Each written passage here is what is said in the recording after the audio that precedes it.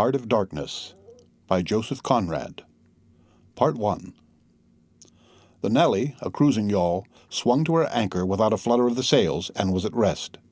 The flood had made, the wind was nearly calm, and being bound down the river, the only thing for it was to come to and wait for the turn of the tide. The sea reach of the Thames stretched before us like the beginning of an interminable waterway. In the offing, the sea and the sky were welded together without a joint, and in the luminous space the tan sails of the barges drifting up with the tide seemed to stand still in red clusters of canvas sharply peaked, with gleams of varnished sprits. A haze rested on the low shores that ran out to sea in vanishing flatness. The air was dark above Gravesend, and farther back still seemed condensed into a mournful gloom, brooding motionless over the biggest and the greatest town on earth. The director of companies was our captain and our host.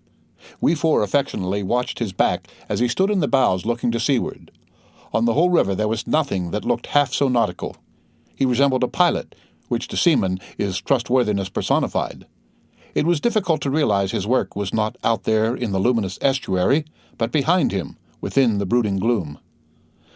Between us there was, as I have already said somewhere, the bond of the sea. Besides, holding our hearts together through long periods of separation, it had the effect of making us tolerant of each other's yarns, and even convictions. The lawyer, the best of old fellows, had, because of his many years and many virtues, the only cushion on deck, and was lying on the only rug. The accountant had brought out already a box of dominoes, and was toying architecturally with the bones. Marlow sat cross-legged right aft, leaning against the mizzen-mast. He had sunken cheeks, a yellow complexion, a straight back, an ascetic aspect, and with his arms dropped, the palms of hands outwards resembled an idol.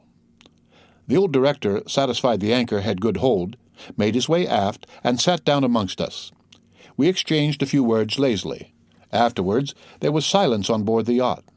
For some reason or other we did not begin that game of dominoes.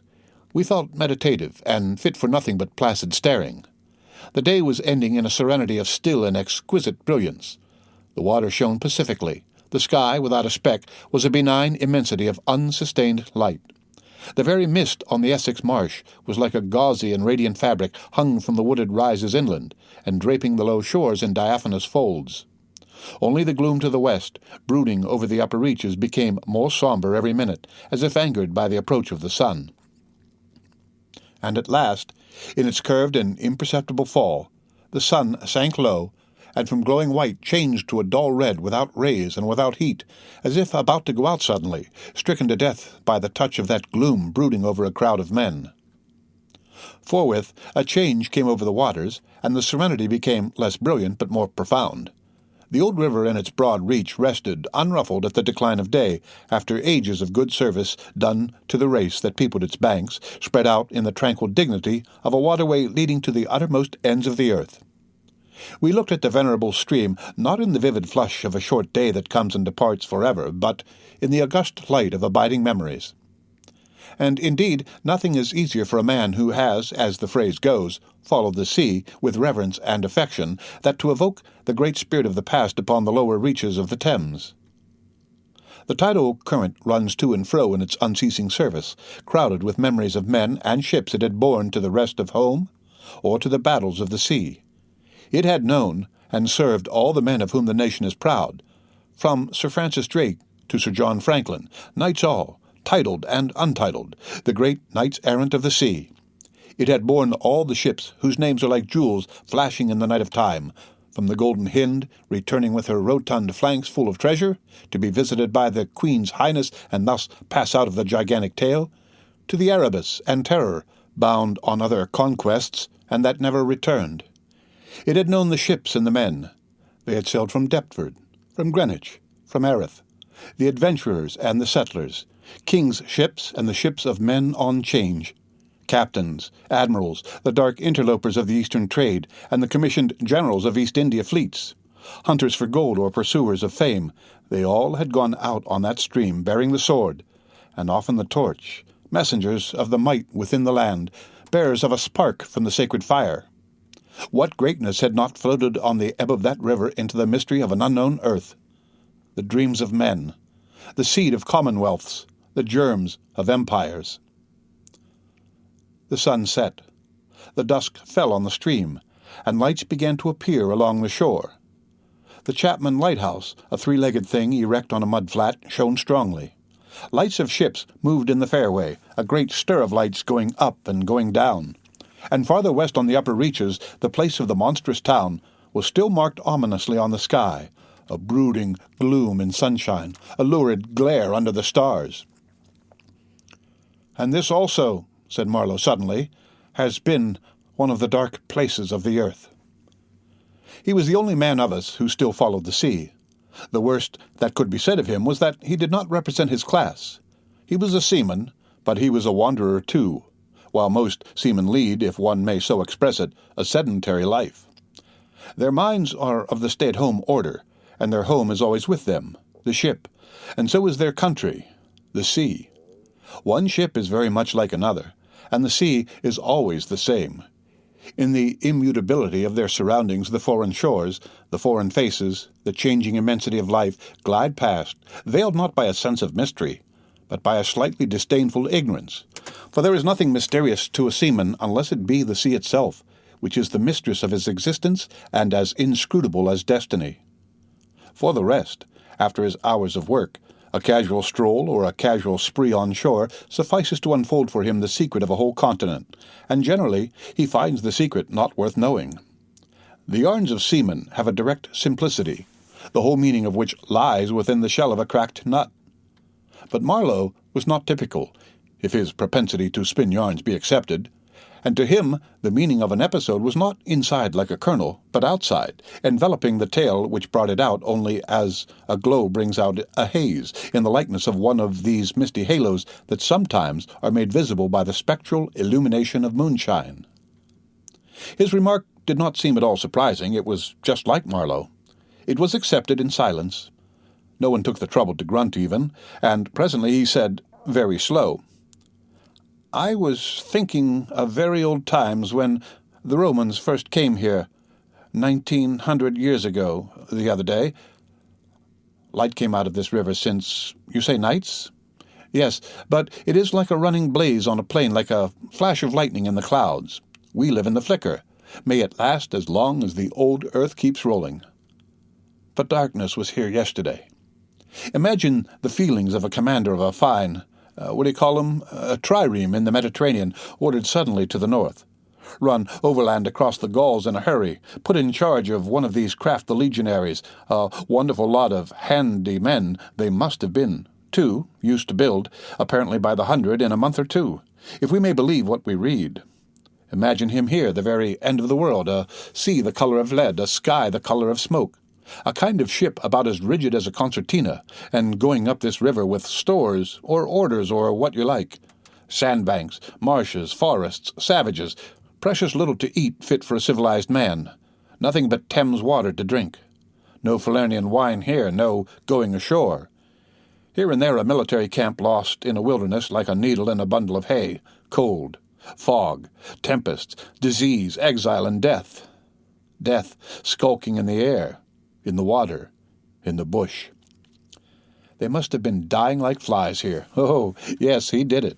Did it very well, too, no doubt, and without thinking much about it either, except afterwards to brag of what he had gone through in his time, perhaps. They were men enough to face the darkness, and perhaps he was cheered by keeping his eye on a chance of promotion to the fleet at Ravenna by and by, if he had good friends in Rome and survived the awful climate. Or think of a decent young citizen in a toga, perhaps too much dice, coming out here in the train of some prefect or tax-gatherer or trader even to mend his fortunes. Land in a swamp, march through the woods, and in some inland post feel the savagery, the utter savagery had closed around him, all that mysterious life of the wilderness that stirs in the forests, in the jungles, in the hearts of wild men.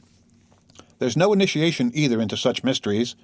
He has to live in the midst of the incomprehensible, which is also detestable, and it has a fascination, too, that goes to work upon him, the fascination of the abomination, Imagine the growing regrets, the longing to escape, the powerless disgust, the surrender, the hate. He paused. "Mind," he began again, lifting one arm from the elbow, the palm of the hand outward so that, With his legs folded before him, he had the pose of a Buddha, preaching in European clothes and without a lotus flower. Mind, none of us would feel exactly like this. What saves us is efficiency, the devotion to efficiency. But these chaps were not much account, really.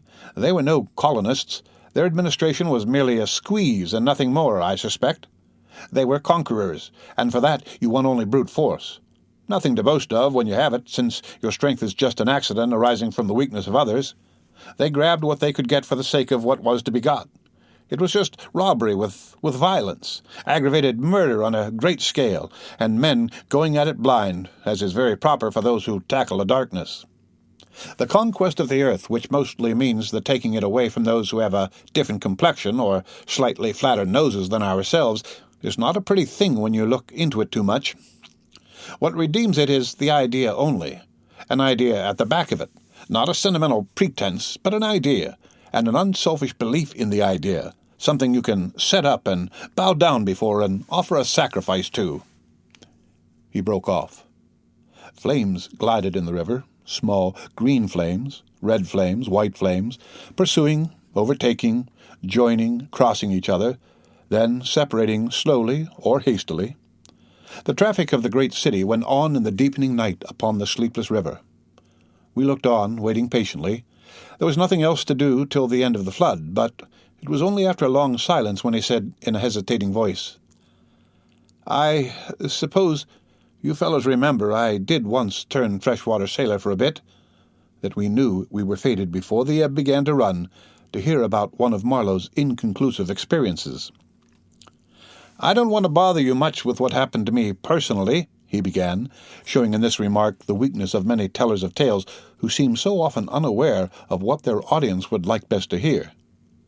"Yet, to understand the effect of it on me, you ought to know how I got out there, what I saw, how I went up that river to the place where I first met the poor chap. It was the farthest point of navigation and the culminating point of my experience. It seemed somehow to throw a kind of light on everything about me, and into my thoughts.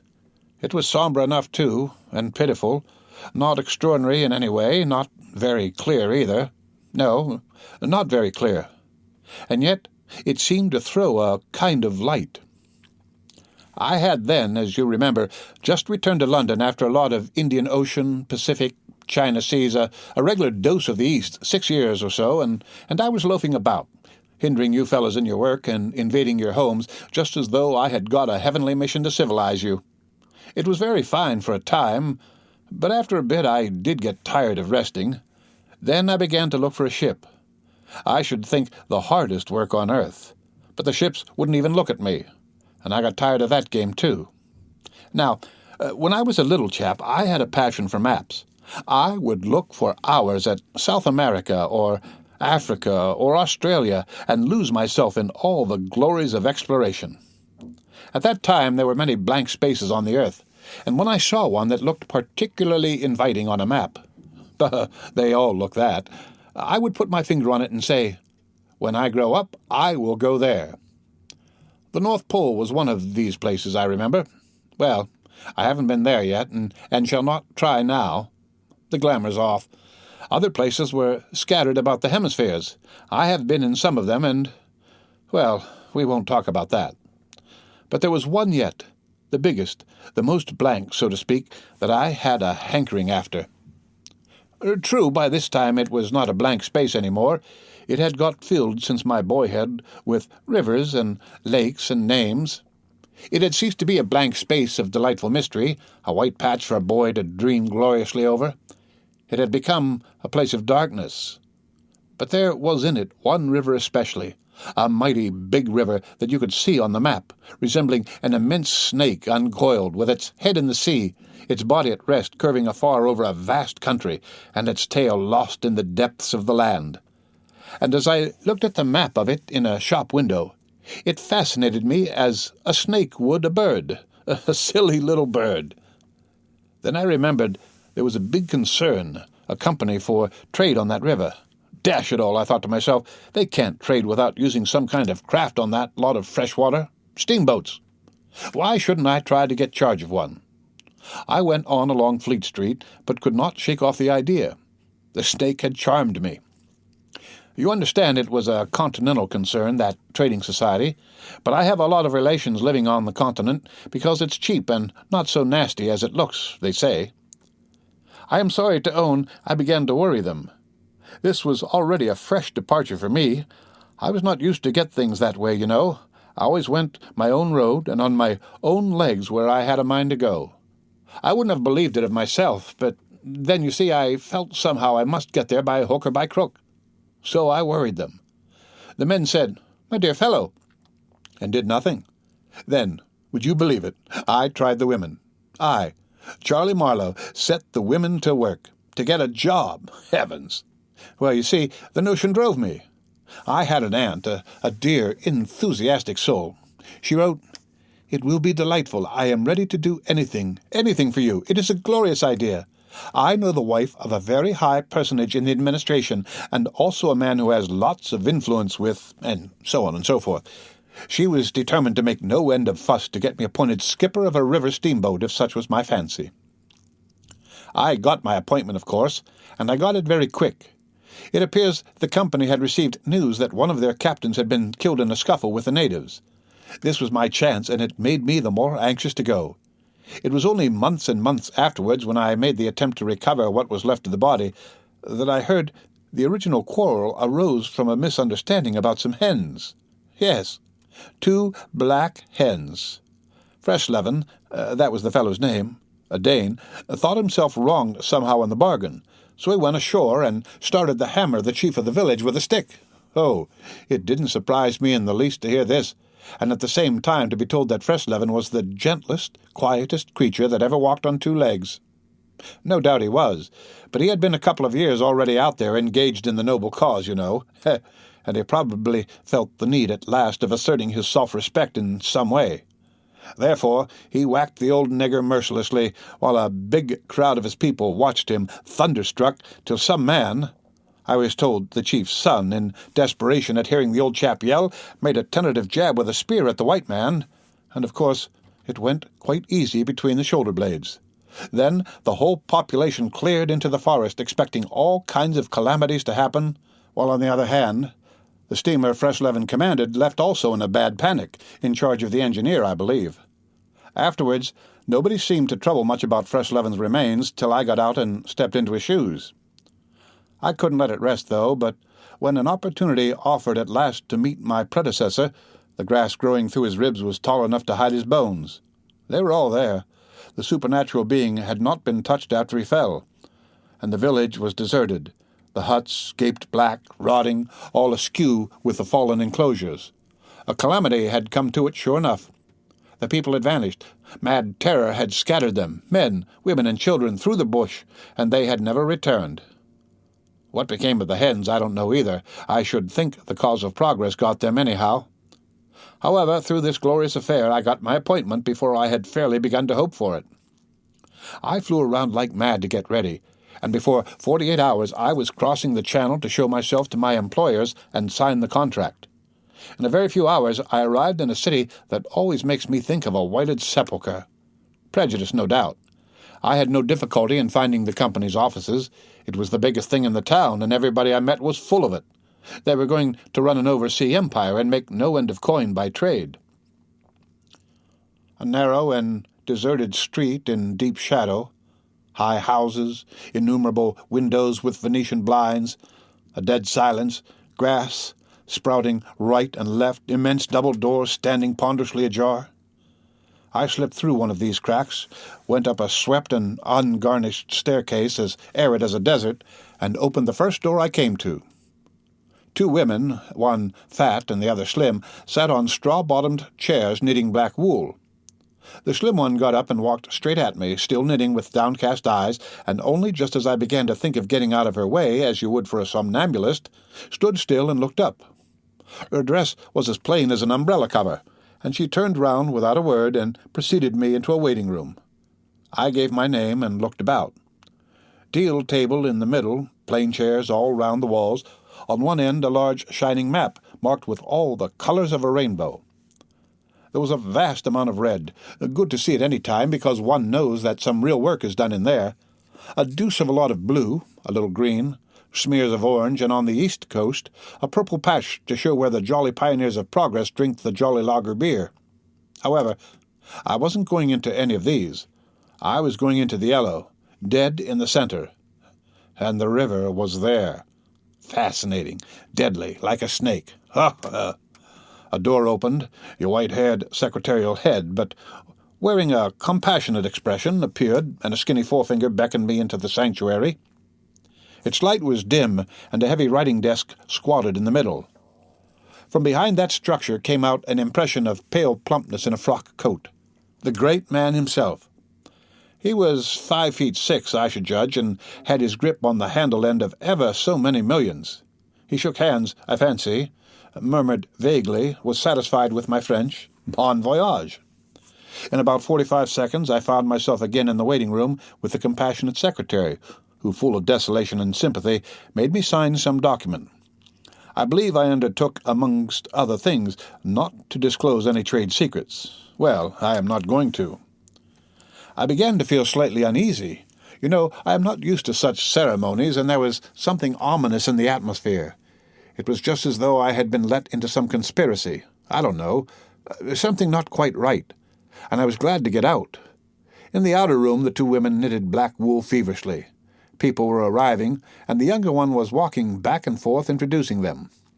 The old one sat on her chair. Her flat cloth slippers were propped up on a foot-warmer, and a cat reposed on her lap. She wore a starched white affair on her head, had a wart on one cheek, and silver-rimmed spectacles hung on the tip of her nose. She glanced at me above the glasses. The swift and indifferent placidity of that look troubled me. Two youths with foolish and cheery countenances were being piloted over, and she threw at them the same quick glance of unconcerned wisdom. She seemed to know all about them, and about me, too. An eerie feeling came over me. She seemed uncanny and fateful. Often, far away there, I thought of these two, guarding the door of darkness, knitting black wool as for a warm pall, one introducing continuously to the unknown, the other scrutinizing the cheery and foolish faces with unconcerned old eyes. Ave, old knitter of black wool, morituri te salutant. Not many of those she looked at ever saw her again, not half by a long way. There was yet a visit to the doctor. A simple formality, assured me the secretary, with an air of taking an immense part in all my sorrows. Accordingly, a young chap wearing his hat over the left eyebrow, some clerk, I suppose, there must have been clerks in the business, though the house was as still as a house in a city of the dead, came from somewhere upstairs and led me forth. He was shabby and careless, with ink stains on the sleeves of his jacket, and his cravat was large and billowy, under a chin shaped like the toe of an old boot. It was a little too early for the doctor, so I proposed a drink, and thereupon he developed a vein of joviality. As we sat over our vermouths, he glorified the company's business, and by I expressed casually my surprise at him not going out there. He became very cool and collected all at once. "I am not such a fool as I look," quoth Plato to his disciples, he said sententiously, emptied his glass with great resolution, and we rose. The old doctor felt my pulse, evidently thinking of something else the while. Good for there," he mumbled, and then with a certain eagerness asked me whether I would let him measure my head. Rather surprised, I said yes, when he produced a thing like calipers and got the dimensions, back and front and every way, taking notes carefully. He was an unshaven little man in a threadbare coat like a gabardine with his feet in slippers, and I thought him a harmless fool. "I always ask leave, in the interests of science, to measure the crania of those going out there," he said. "And when they come back too?" I asked. "Oh, I never see them," he remarked. "And moreover, the changes take place inside you, you know." He smiled, as if at some quiet joke. "So you are going out there. Famous. Interesting, too." He gave me a searching glance and made another note.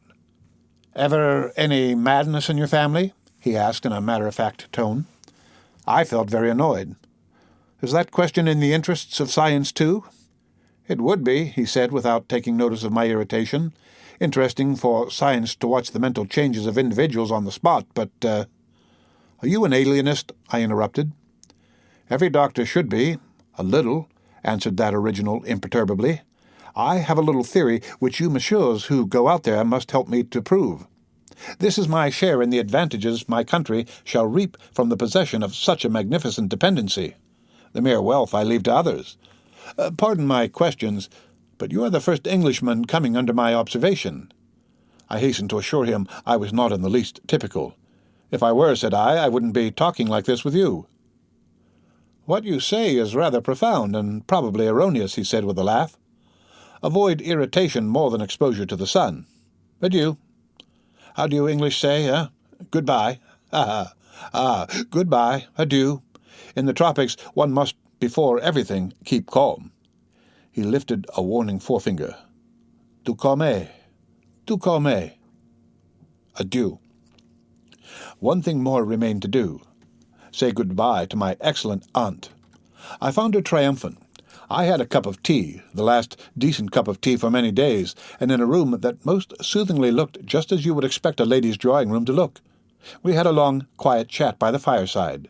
In the course of these confidences it became quite plain to me I had been represented to the wife of the high dignitary, and goodness knows to how many more people besides, as an exceptional and gifted creature, a piece of good fortune for the company, a man you don't get hold of every day.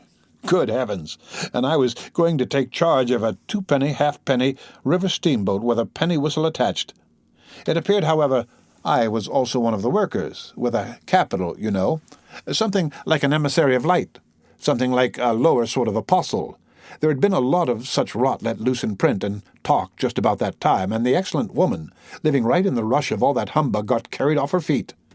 She talked about weaning those ignorant millions from their horrid ways, till upon my word she made me quite uncomfortable.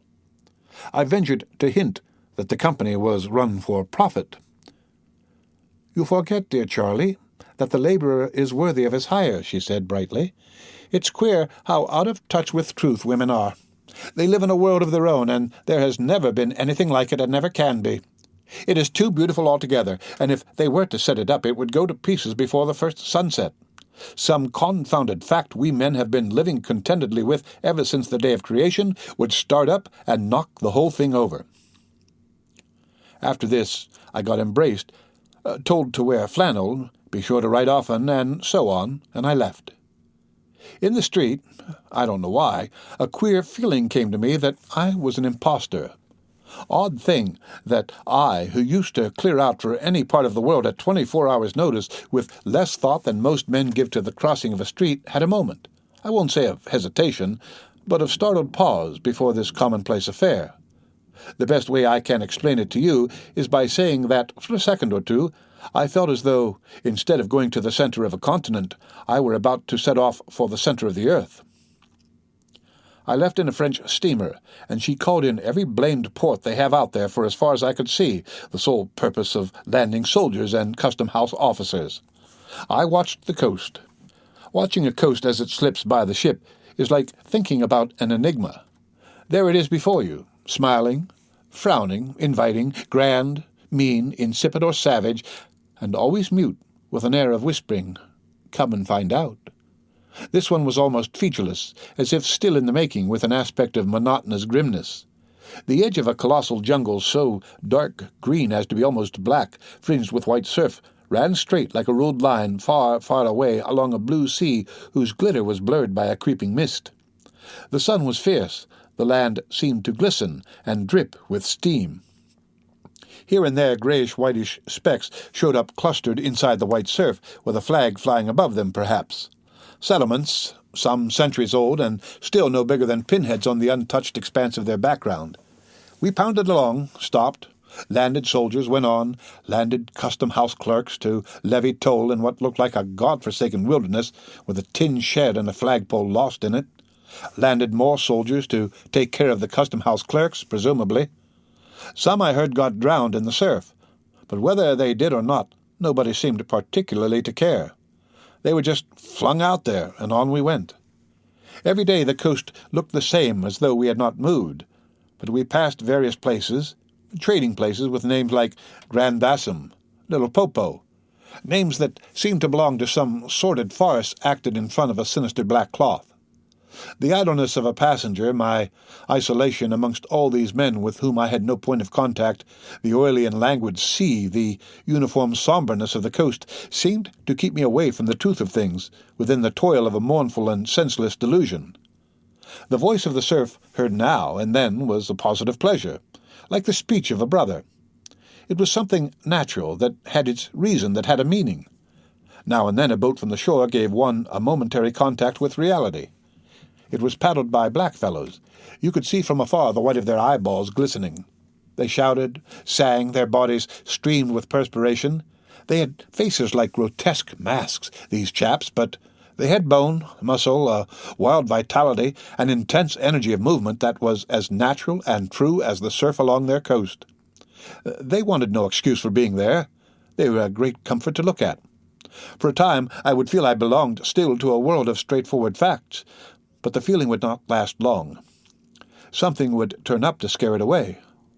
Once, I remember, we came upon a man-of-war anchored off the coast. There wasn't even a shed there, and she was shelling the bush. It appears the French had one of their wars going on thereabouts.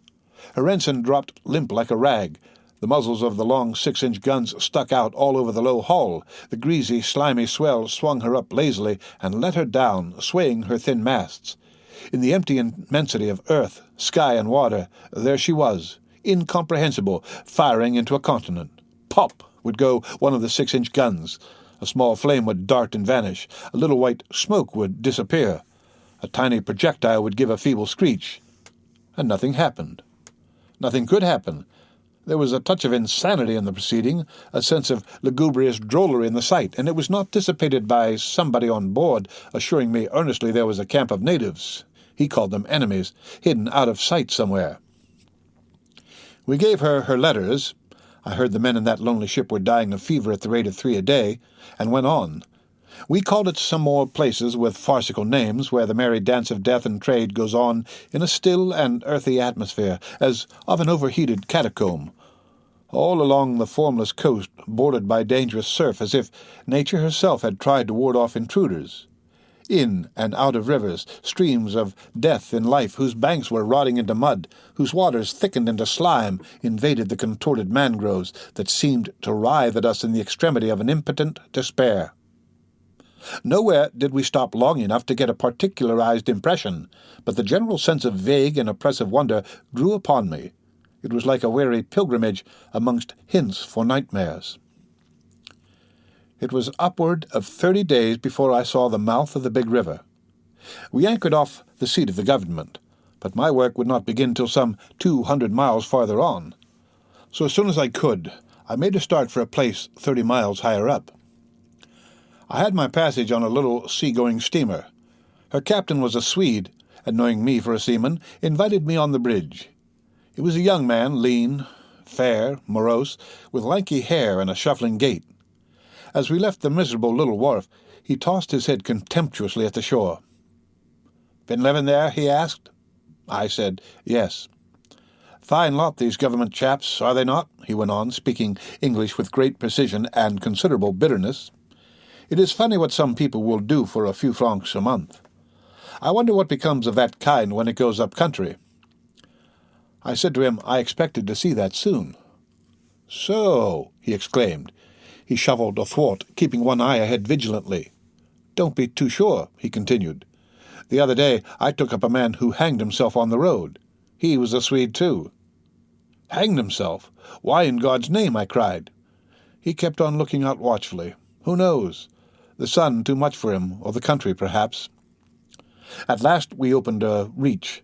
A rocky cliff appeared, mounds of turned-up earth by the shore, houses on a hill, others with iron roofs amongst a waste of excavations, or hanging to the declivity. A continuous noise of the rapids above hovered over this scene of inhabited devastation. A lot of people, mostly black and naked, moved about like ants. A jetty projected into the river. A blinding sunlight drowned all this at times in a sudden recrudescence of glare.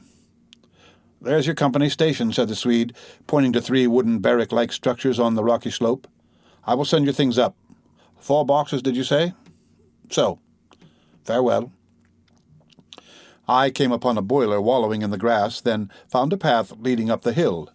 It turned aside for the boulders and also for an undersized railway truck lying there on its back with its wheels in the air. One was off. The thing looked as dead as the carcass of some animal. I came upon more pieces of decaying machinery, a stack of rusty rails. To the left, a clump of trees made a shady spot where dark things seemed to stir feebly. I blinked. The path was steep. A horn tooted to the right, and I saw the black people run. A heavy and dull detonation shook the ground. A puff of smoke came out of the cliff, and that was all. No change appeared on the face of the rock. They were building a railway. The cliff was not in the way or anything, but this objectless blasting was all the work going on. A slight clinking behind me made me turn my head. 6 black men advanced in a file, toiling up the path. They walked erect and slow, balancing small baskets full of earth on their heads, and the clink kept time with their footsteps. Black rags were wound around their loins, and the short ends behind waggled to and fro like tails. I could see every rib. The joints of their limbs were like knots in a rope. Each had an iron collar on his neck, and all were connected together with a chain whose bight swung between them, rhythmically clinking. Another report from the cliff made me think suddenly of that ship of war I had seen firing into a continent. It was the same kind of ominous voice, but these men could by no stretch of imagination be called enemies.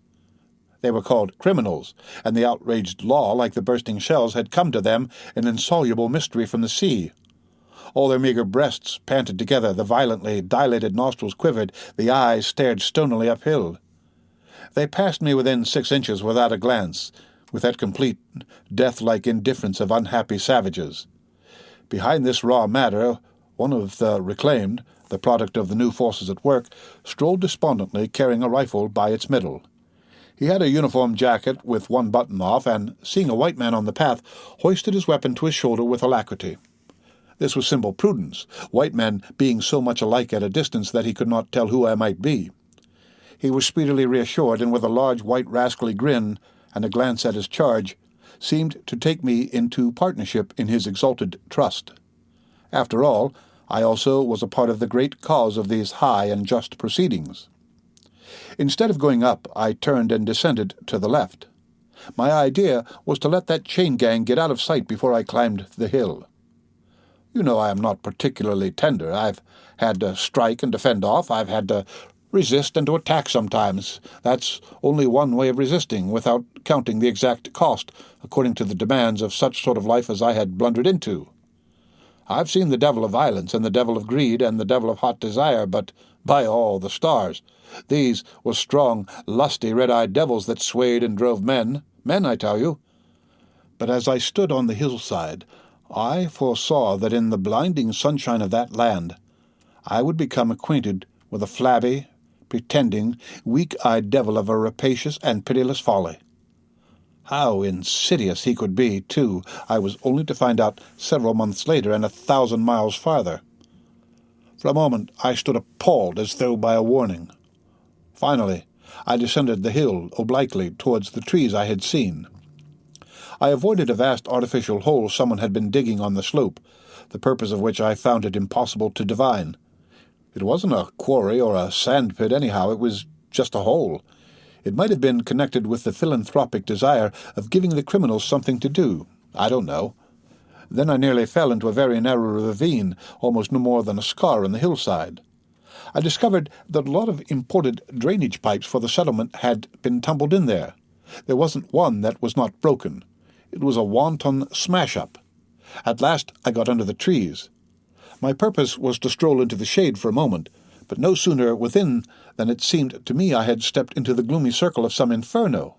The rapids were near, and an uninterrupted, uniform, headlong rushing noise filled the mournful stillness of the grove, where not a breath stirred, not a leaf moved, with a mysterious sound, as though the tearing pace of the launched earth had suddenly become audible. Black shapes crouched, lay, sat between the trees, leaning against the trunks, clinging to the earth, half coming out, half effaced within the dim light, in all the attitudes of pain, abandonment, and despair. Another mine on the cliff went off, followed by a slight shudder of the soil under my feet. The work was going on. The work.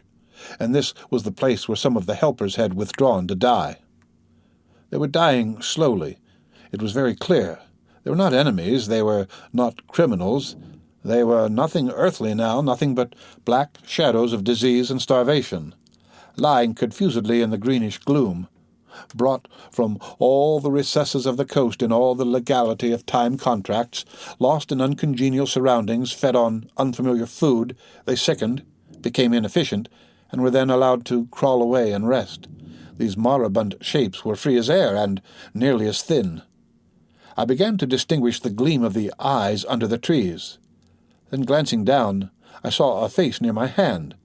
The black bones reclined at full length with one shoulder against the tree, and slowly the eyelids rose, and the sunken eyes looked up at me, enormous and vacant, a kind of blind white flicker in the depths of the orbs, which died out slowly.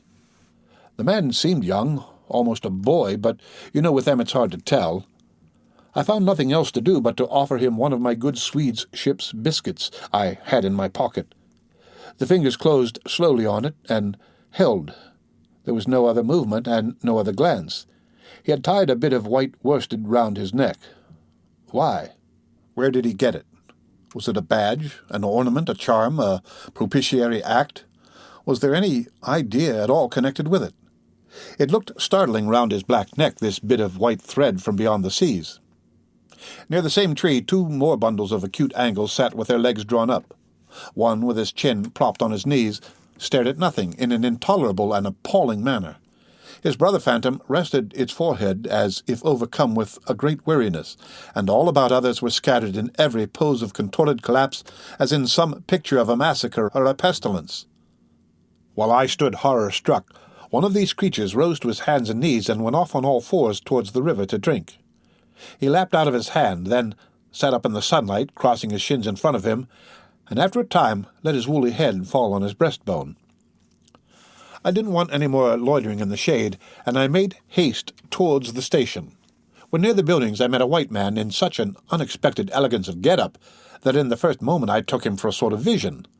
I saw a high starched collar, white cuffs, a light alpaca jacket, snowy trousers, a clean necktie, and varnished boots.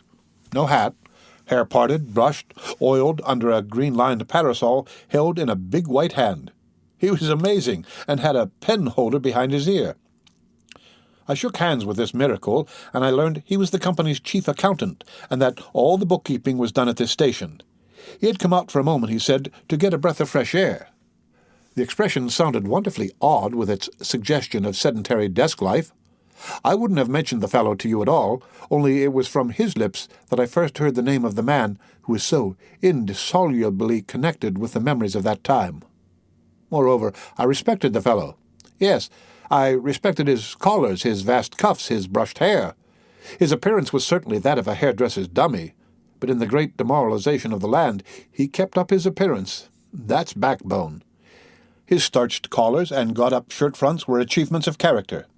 He had been out nearly 3 years, and, later, I could not help asking him how he managed to sport such linen. He had just the faintest blush and said modestly, "I've been teaching one of the native women about the station. It was difficult. She had a distaste for the work."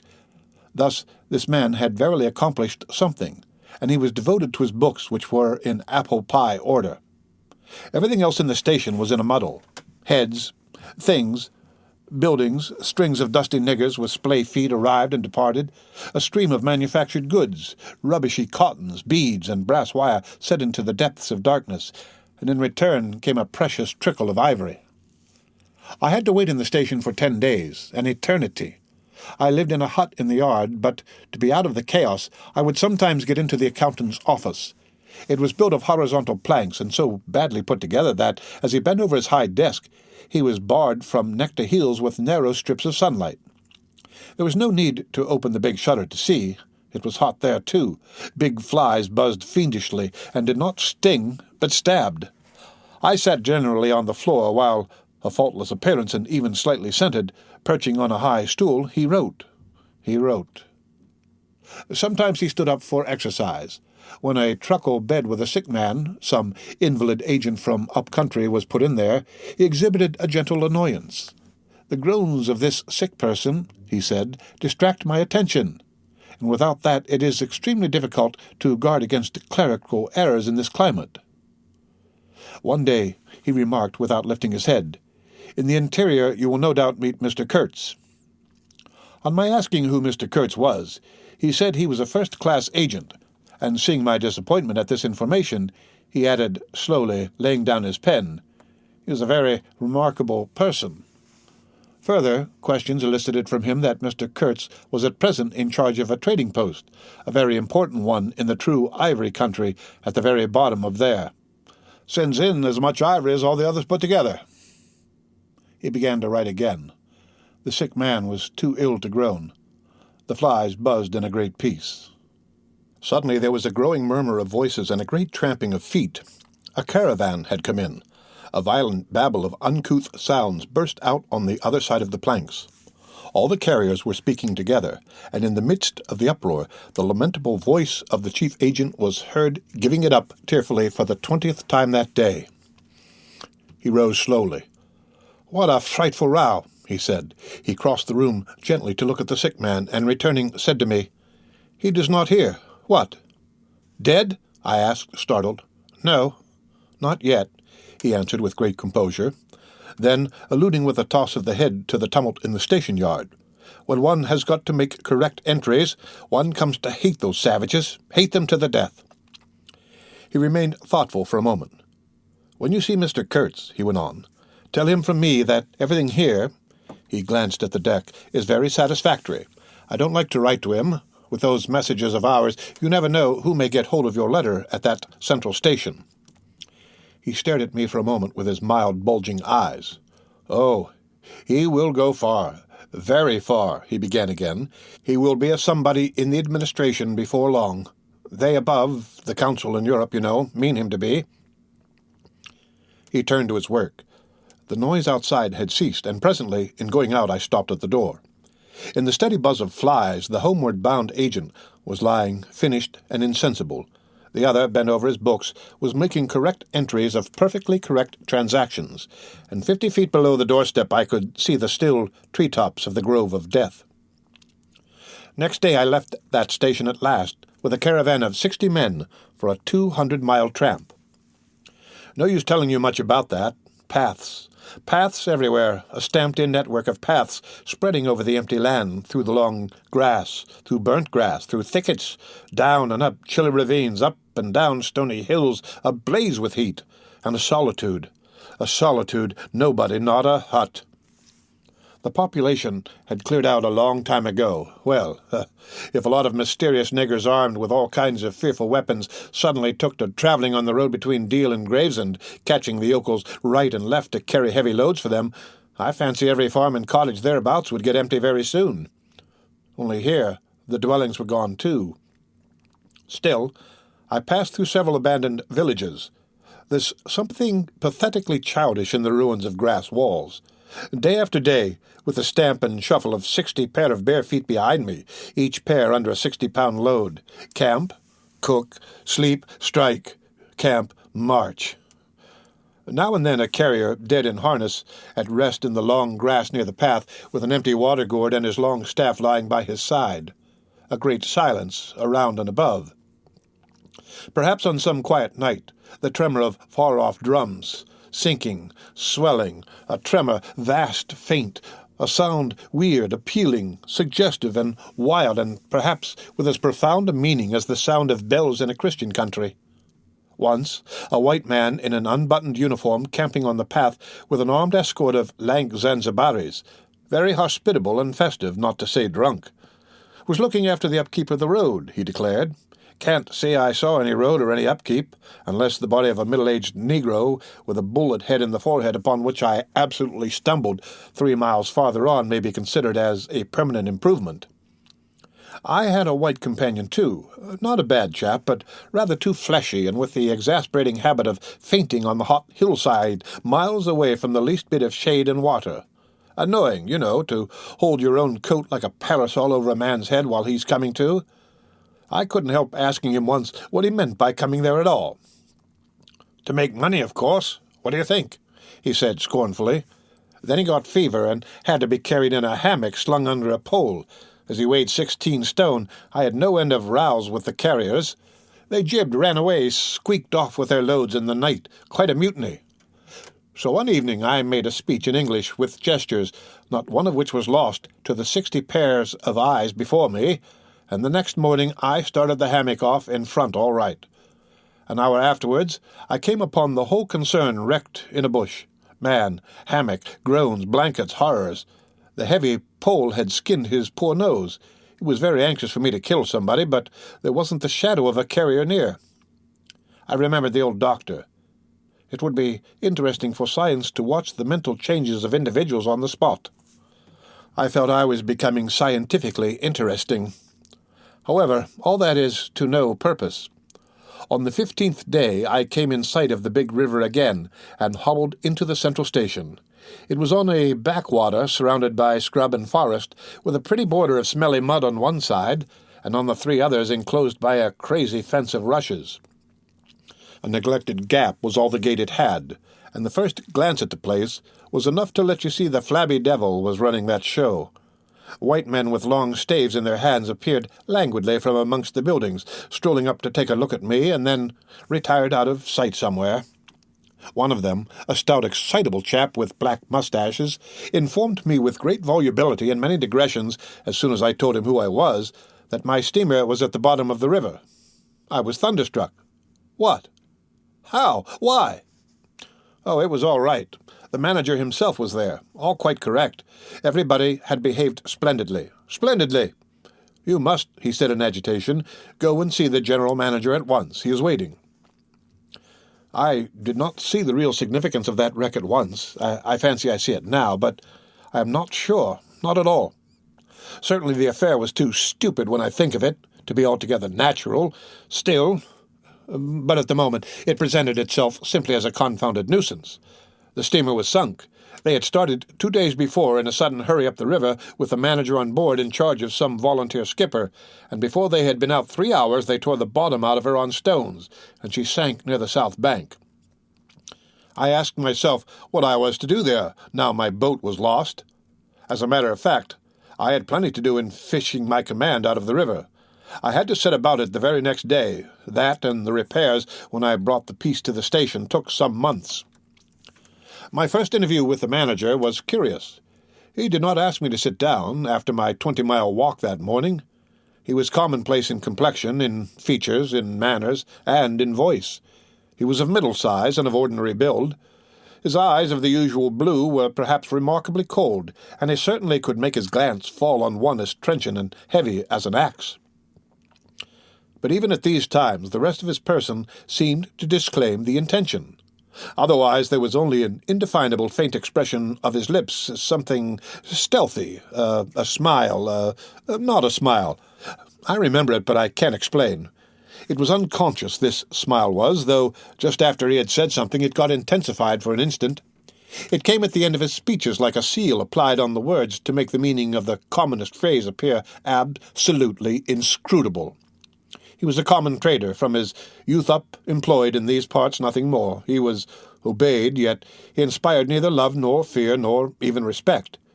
He inspired uneasiness. That was it. Uneasiness, not a definite mistrust, just uneasiness, nothing more. You have no idea how effective such a faculty can be. He had no genius for organizing, for initiative, or for order even. That was evident in such things as the deplorable state of the station. He had no learning and no intelligence.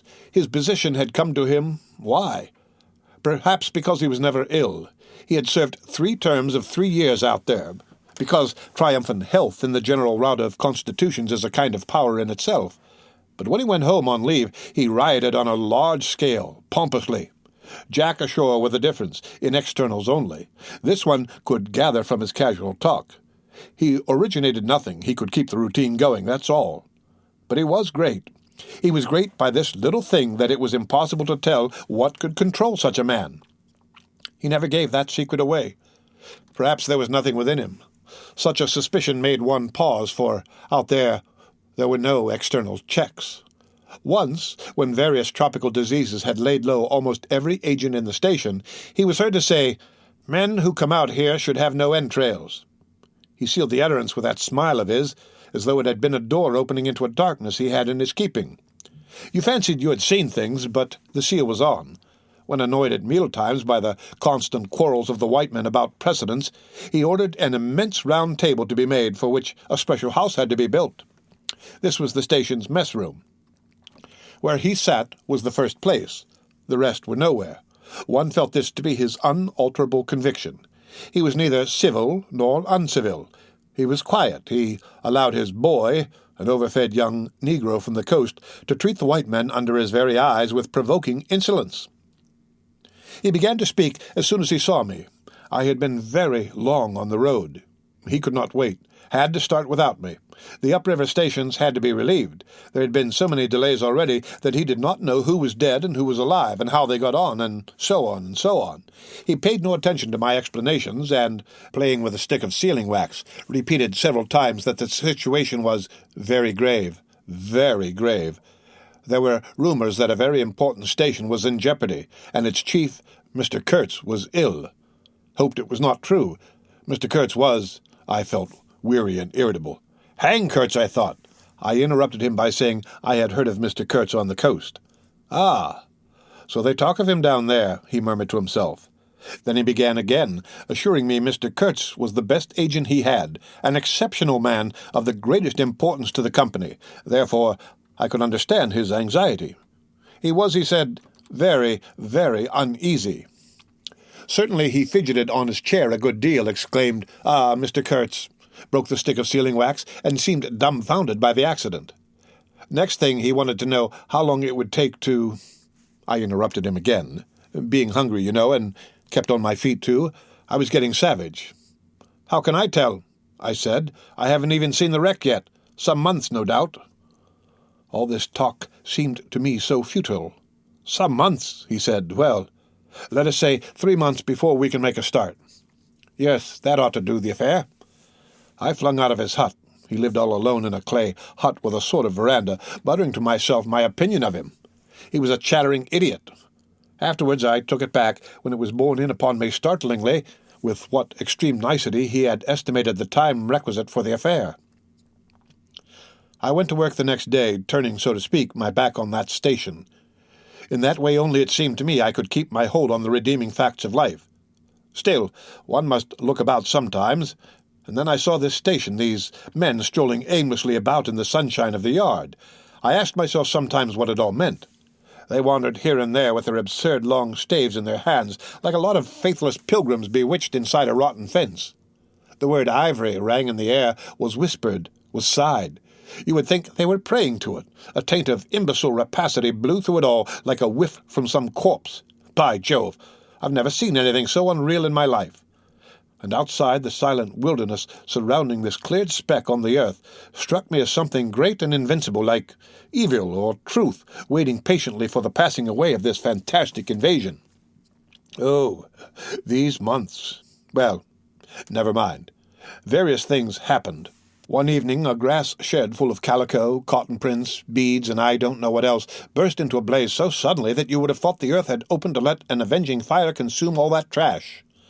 I was smoking my pipe quietly by my dismantled steamer, and saw them all cutting capers in the light, with their arms lifted high, when the stout men with mustaches came tearing down to the river, a tin pail in his hand, assuring me that everybody was behaving splendidly, dipped about a quart of water and tore back again. I noticed there was a hole in the bottom of his pail. I strolled up. There was no hurry. You see, the thing had gone off like a box of matches. It had been hopeless from the very first.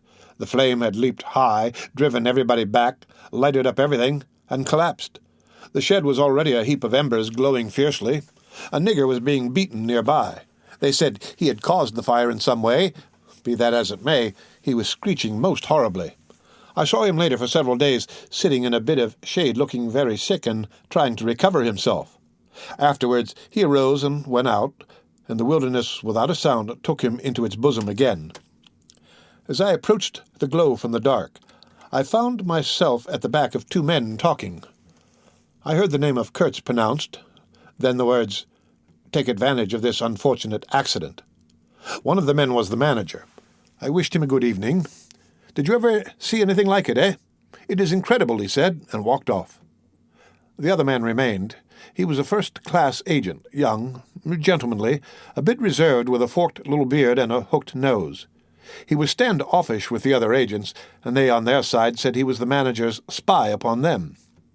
As to me, I had hardly ever spoken to him before. We got into talk, and by we strolled away from the hissing ruins. Then he asked me to his room, which was in the main building of the station.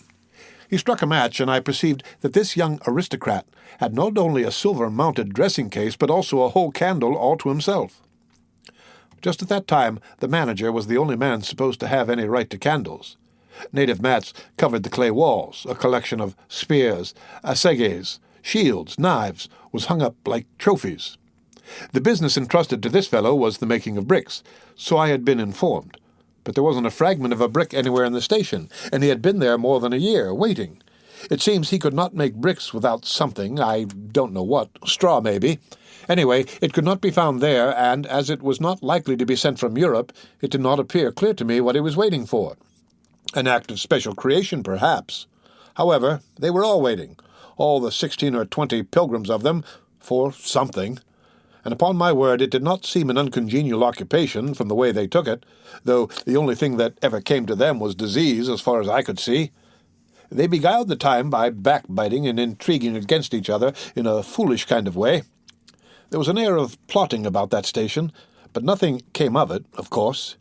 It was as unreal as everything else, as the philanthropic pretense of the whole concern, as their talk, as their government, as their show of work. The only real feeling was a desire to get appointed to a trading post where ivory was to be had so that they could earn percentages. They intrigued and slandered and hated each other only on that account. But as to effectually lifting a little finger, oh, no. By heavens, there's something, after all in the world, allowing one man to steal a horse while another must not look at a halter. Steal a horse straight out, very well. He has done it. Perhaps he can ride. But there is a way of looking at a halter that would provoke the most charitable of saints into a kick. I had no idea why he wanted to be sociable, but as we chatted in there, it suddenly occurred to me the fellow was trying to get at something, in fact, pumping me. He alluded constantly to Europe, to the people I was supposed to know there, putting leading questions as to my acquaintances in the sepulchral city and so on. His little eyes glittered like mica discs with curiosity, though he tried to keep up a bit of superciliousness. At first I was astonished, but very soon I became awfully curious to see what he would find out from me. I couldn't possibly imagine what I had in me to make it worth his while. It was very pretty to see how he baffled himself, for in truth my body was full only of chills, and my head had nothing in it but that wretched steamboat business. It was evident he took me for a perfectly shameless prevaricator. At last he got angry, and to conceal a movement of furious annoyance he yawned. I rose. Then I noticed a small sketch in oils on a panel representing a woman, draped and blindfolded, carrying a lighted torch. The background was somber, almost black. The movement of the woman was stately, and the effect of the torchlight on the face was sinister. It arrested me, and he stood by civilly, holding an empty half-pint champagne bottle, medical comforts, with the candle stuck in it. To my question he said, Mr. Kurtz had painted this in this very station more than a year ago, while waiting for means to go to his trading post. "Tell me, I pray," said I. "Who is this Mr. Kurtz?" "The chief of the inner station," he answered in a short tone, looking away. "Much obliged," I said, laughing. "And you are the brickmaker of the central station. Everyone knows that." He was silent for a while. "He is a prodigy," he said at last. "He is an emissary of pity and science and progress, and devil knows what else. We want," he began to declaim suddenly, "for the guidance of the cause entrusted to us by Europe, so to speak, higher intelligence, wide sympathies, a singleness of purpose." "Who says that?" I asked. "Lots of them," he replied. "Some even write that. And so he comes here, a special being, as you ought to know." "Why ought I to know?" I interrupted, really surprised. He paid no attention. "Yes. Today he is chief of the best station. Next year he will be assistant manager, 2 years more, but I dare say you know what he will be in 2 years' time. You are of the new gang, the gang of virtue. The same people who sent him specially also recommended you. Oh, don't say no. I've my own eyes to trust." Light dawned upon me. My dear aunt's influential acquaintances were producing an unexpected effect upon that young man. I nearly burst into a laugh. "Do you read the company's confidential correspondence?" I asked. He hadn't a word to say. It was great fun. "When Mr. Kurtz," I continued severely, "is general manager, you won't have the opportunity." He blew the candle out suddenly, and we went outside. The moon had risen. Black figures strolled about listlessly, pouring water on the glow, whence proceeded a sound of hissing. Steam ascended in the moonlight. The beaten nigger groaned somewhere. "What a row the brute makes," said the indefatigable man with the moustaches, appearing near us. "Serve him right. Transgression, punishment, bang. Pitiless, pitiless, that's the only way. This will prevent all conflagrations for the future. I was just telling the manager—" He noticed my companion and became crestfallen all at once. "Not in bed yet," he said with a kind of servile heartiness. "It's so natural. Ah, danger. Agitation." He vanished. I went on to the riverside, and the other followed me. I heard a scathing murmur at my ear. "Heap of muffs, go to." The pilgrims could be seen in knots, gesticulating, discussing. Several had still their staves in their hands. I verily believe they took these sticks to bed with them. Beyond the fence the forest stood up spectrally in the moonlight, and through that dim stir, through the faint sounds of that lamentable courtyard, the silence of the land went home to one's very heart. Its mystery, its greatness, the amazing reality of its concealed life. The hurt nigger moaned feebly somewhere nearby, and then fetched a deep sigh that made me mend my pace away from there. I felt a hand introducing itself under my arm. "My dear sir," said the fellow, "I don't want to be misunderstood, and especially by you, who will see Mr. Kurtz long before I can have that pleasure. I wouldn't like him to get a false idea of my disposition." I let him run on, this papier-mâché Mephistopheles, and it seemed to me that if I tried I could poke my forefinger through him and would find nothing inside but a little loose dirt, maybe. He, don't you see, had been planning to be assistant manager by and by under the present man, and I could see that the coming of that Kurtz had upset them both not a little. He talked precipitately, and I did not try to stop him.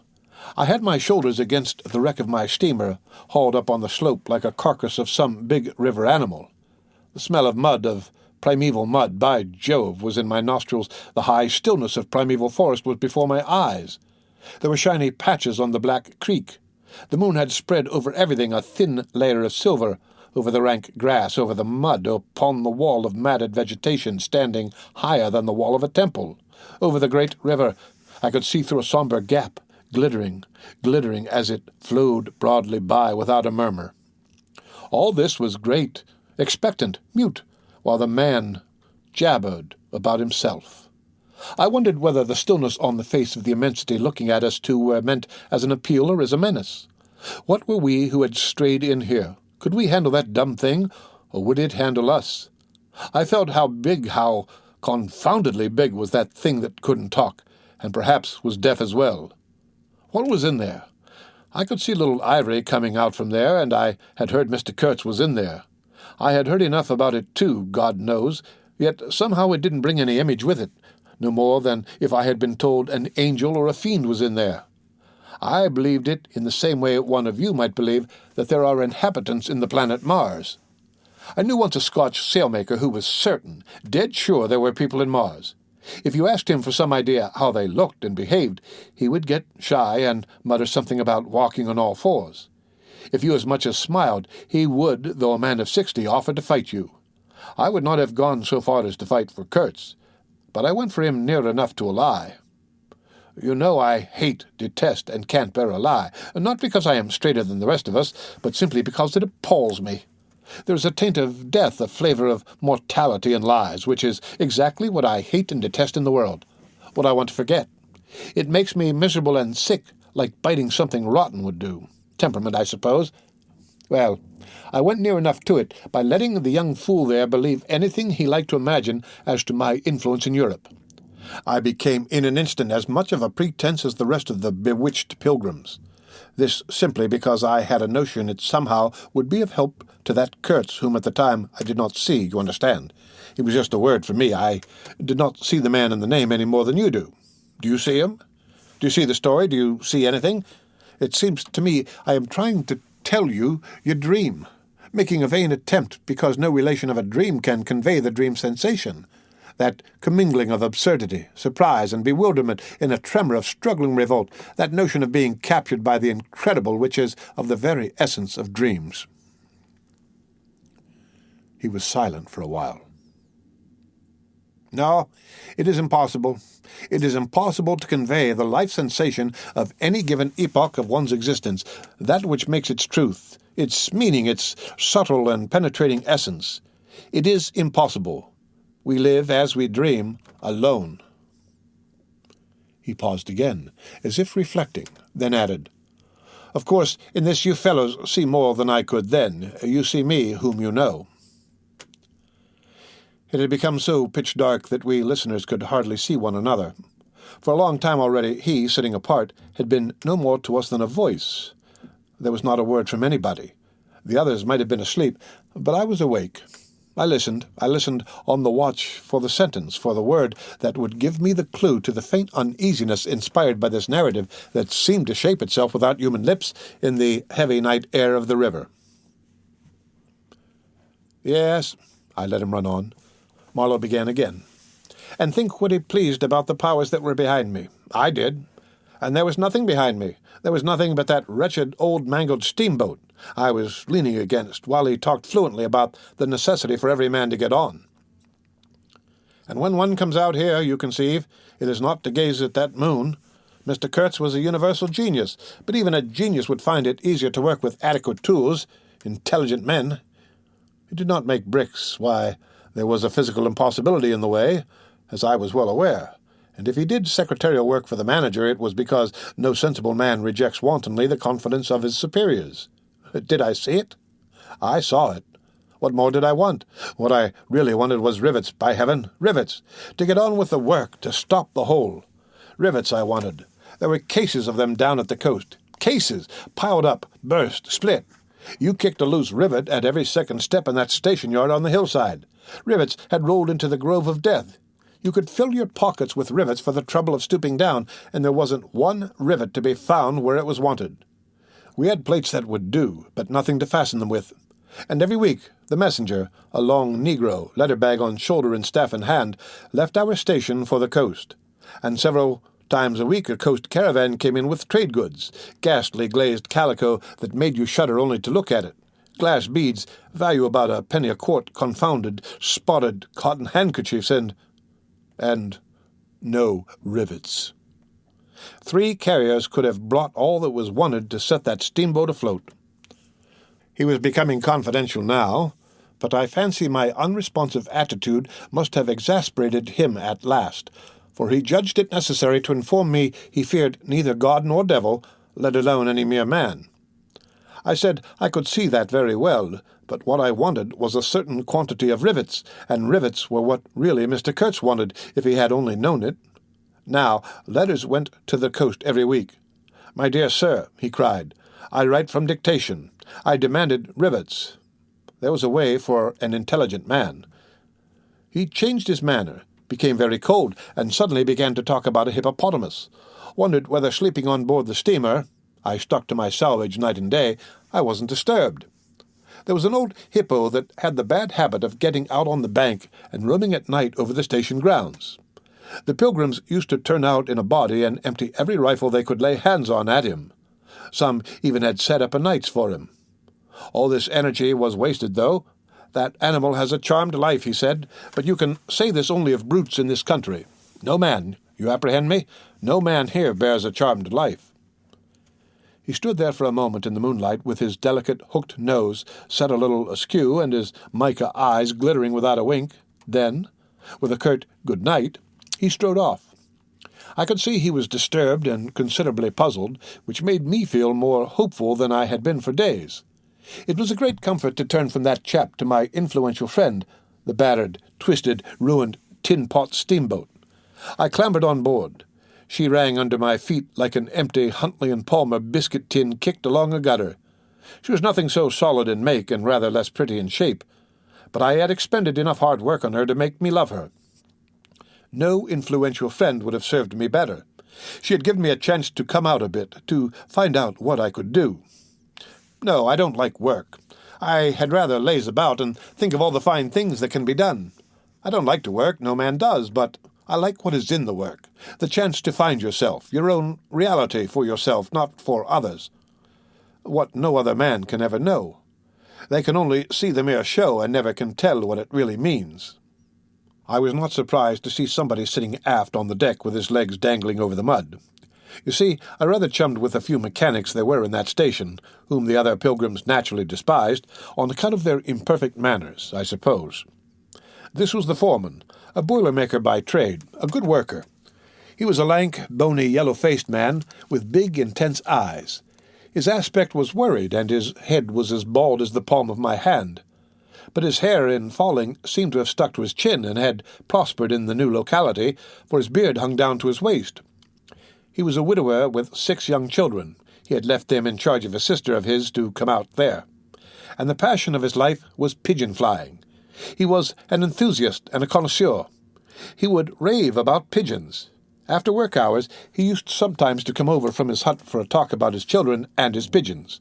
At work, when he had to crawl on the mud under the bottom of the steamboat, he would tie up that beard of his in a kind of white serviette he brought for the purpose. It had loops to go over his ears. In the evening, he could have been seen squatted on the bank, rinsing that wrapper in the creek with great care, then spreading it solemnly on a brush to dry. I slapped him on the back and shouted, "We shall have rivets." He scrambled to his feet, exclaiming, "No! Rivets!" as though he could not believe his ears. Then, in a low voice, "You, I don't know why we behaved like lunatics." I put my finger to the side of my nose and nodded mysteriously. "Good for you," he cried, snapping his fingers above his head, lifting one foot. I tried a jig. We capered on the iron deck. A frightful clatter came out of that hulk, and the virgin forest on the other bank of the creek sent it back in a thundering roll upon the sleeping station. It must have made some of the pilgrims sit up in their hovels. A dark figure obscured the light doorway of the manager's hut, vanished. Then a second or so after, the doorway itself vanished, too. We stopped, and the silence, driven away by the stamping of our feet, flowed back again from the recesses of the land. The great wall of vegetation, an exuberant and entangled mass of trunks, branches, leaves, boughs, festoons, motionless in the moonlight, was like a rioting invasion of soundless life, a rolling wave of plants, piled up, crested, ready to topple over the creek, to sweep every little man of us out of his little existence. And it moved not. A deadened burst of mighty splashes and snorts reached us from afar, as though an ichthyosaurus had been taking a bath of glitter in the great river. "After all," said the boiler-maker in a reasonable tone, "why shouldn't we get the rivets?" Why not, indeed? I did not know of any reason why we shouldn't. "They'll come in 3 weeks," I said confidently. But they didn't. Instead of rivets, there came an invasion, an infliction, a visitation. It came in sections during the next 3 weeks, each section headed by a donkey carrying a white man in new clothes and tan shoes, bowing from that elevation right and left to the impressed pilgrims. A quarrelsome band of footsore, sulky niggers trod on the heels of the donkey. A lot of tents, camp stools, tin boxes, white cases, brown bales would be shot down in the courtyard, and the air of mystery would deepen a little over the muddle of the station. 5 such installments came with their absurd air of disorderly flight, with the loot of innumerable outfit shops and provision stores that, one would think, they were lugging after a raid into the wilderness for equitable division. It was an inextricable mess of things decent in themselves, but that human folly made look like the spoils of thieving. This devoted band called itself the El Dorado Exploring Expedition, and I believe they were sworn to secrecy. Their talk, however, was the talk of sordid buccaneers. It was reckless without hardihood, greedy without audacity, and cruel without courage. There was not an atom of foresight or of serious intention in the whole batch of them, and they did not seem aware these things are wanted for the work of the world. To tear treasure out of the bowels of the land was their desire, with no more moral purpose at the back of it than the risen burglars breaking into a safe. Who paid the expenses of the noble enterprise I don't know, but the uncle of our manager was leader of that lot. In exterior he resembled a butcher in a poor neighborhood, and his eyes had a look of sleepy cunning. He carried his fat paunch with ostentation on his short legs, and during the time his gang infested the station spoke to no one but his nephew. You could see these two roaming about all day long with their heads close together in an everlasting confab. I had given up worrying myself about the rivets. One's capacity for that kind of folly is more limited than you would suppose. I said, "Hang," and let things slide. I had plenty of time for meditation, and now and then I would give some thought to Kurtz. I wasn't very interested in him. No. Still, I was curious to see whether this man who had come out equipped with moral ideas of some sort would climb to the top after all, and how he would set about his work when there. One evening as I was lying flat on the deck of my steamboat, I heard voices approaching, and there were the nephew and the uncle strolling along the bank. I laid my head on my arm again and had nearly lost myself in a doze when somebody said in my ear, as it were, "I am as harmless as a little child, but I don't like to be dictated to. Am I the manager, or am I not? I was ordered to send him there. It's incredible." I became aware that the two were standing on the shore alongside the forepart of the steamboat, just below my head. I did not move. It did not occur to me to move. I was sleepy. "It is unpleasant," grunted the uncle. "He has asked the administration to be sent there," said the other, with the idea of showing what he could do, and I was instructed accordingly. "Look at the influence that man must have. Is it not frightful?" They both agreed it was frightful, then made several bizarre remarks. "Make rain and fine weather, one man, the council, by the nose." Bits of absurd sentences that got the better of my drowsiness, so that I had pretty near the whole of my wits about me when the uncle said, "The climate may do away with this difficulty for you." "Is he alone there?" "Yes," answered the manager. "He sent his assistant down the river with a note to me in these terms: 'Clear this poor devil out of the country, and don't bother sending more of that sort.' I had rather be alone than have the kind of men you can dispose of with me." It was more than a year ago. Can you imagine such impudence? "Anything since then?" asked the other hoarsely. "Ivory," jerked the nephew. "Lots of it. Prime sort. Lots. Most annoying. From him." "And with that?" questioned the heavy rumble. "Invoice," was the reply, fired out, so to speak. Then silence. They had been talking about Kurtz. I was broad awake by this time, but lying perfectly at ease, remained still, having no inducement to change my position. "How did that ivory come all this way?" growled the elder man, who seemed very vexed. The other explained that it had come with a fleet of canoes in charge of an English half-caste clerk Kurtz had with him, that Kurtz had apparently intended to return himself, the station being by that time bare of goods and stores, but after coming 300 miles had suddenly decided to go back, which he started to do alone in a small dugout with 4 paddlers, leaving the half-caste to continue down the river with the ivory. The two fellows there seemed astounded at anybody attempting such a thing. They were at a loss for an adequate motive. As to me, I seemed to see Kurtz for the first time.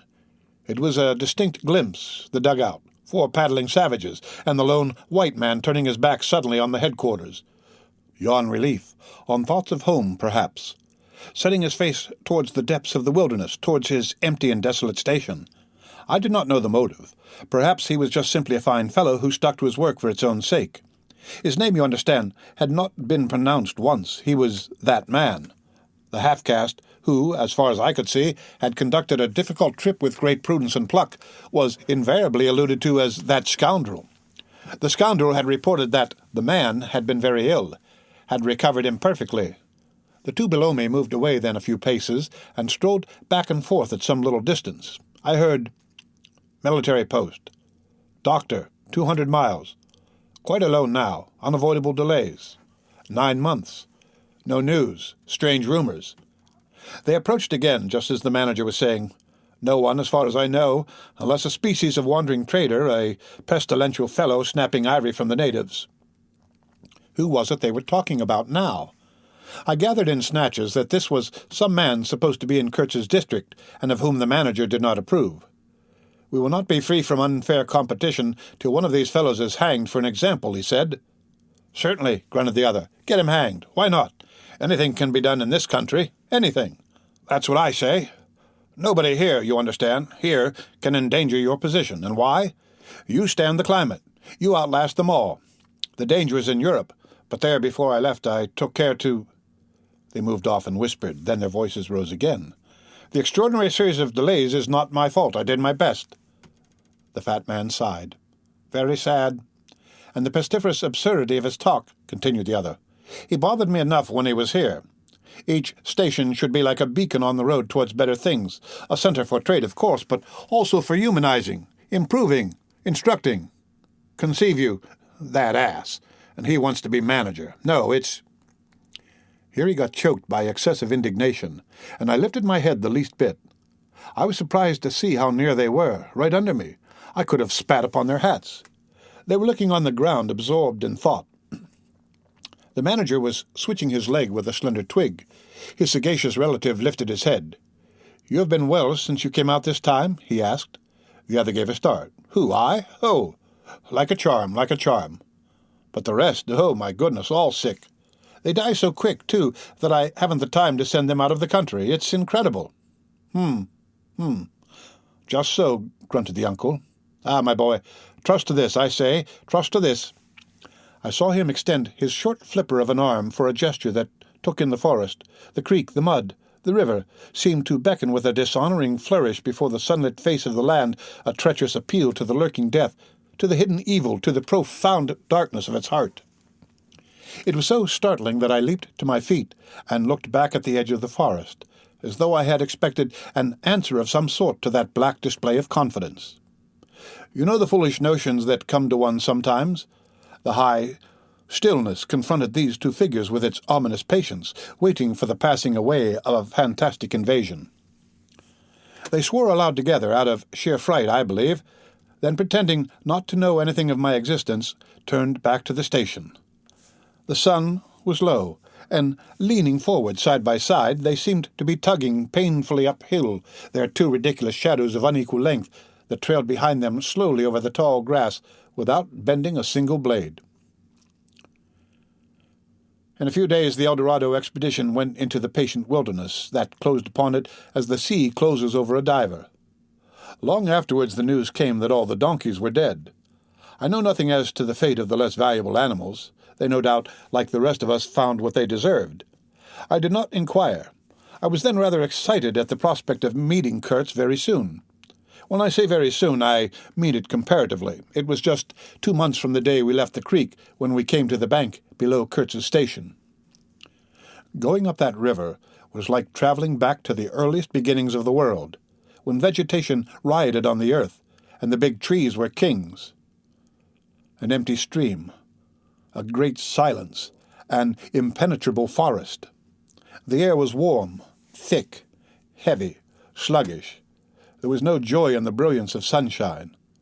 The long stretches of the waterway ran on, deserted into the gloom of overshadowed distances. On silvery sandbanks, hippos and alligators sunned themselves side by side. The broadening waters flowed through a mob of wooded islands. You lost your way on that river as you would in a desert, and butted all day long against the shoals, trying to find the channel till you thought yourself bewitched and cut off forever from everything you had known once, somewhere far away in another existence, perhaps. There were moments when one's past came back to one, as it will sometimes when you have not a moment to spare for yourself. But it came in the shape of an unrestful and noisy dream, remembered with wonder amongst the overwhelming realities of this strange world of plants and water and silence. And this stillness of life did not in the least resemble a peace. It was the stillness of an implacable force brooding over an inscrutable intention. It looked at you with a vengeful aspect. I got used to it afterwards. I did not see it any more. I had no time. I had to keep guessing at the channel. I had to discern, mostly by inspiration, the signs of hidden banks. I watched for sunken stones. I was learning to clap my teeth smartly before my heart flew out when I shaved by a fluke some infernal sly old snag that would have ripped the life out of the tin-pot steamboat and drowned all the pilgrims. I had to keep a lookout for the sign of dead wood we could cut up in the night for next day's steaming. When you have to attend to things of that sort, to the mere incidents of the surface, the reality, I tell you, fades. The inner truth is hidden, luckily. But I felt it all the same. I felt often its mysterious stillness watching me at my monkey tricks, just as it watches you fellows performing on your respective tightropes for, what is it, half a crown a tumble?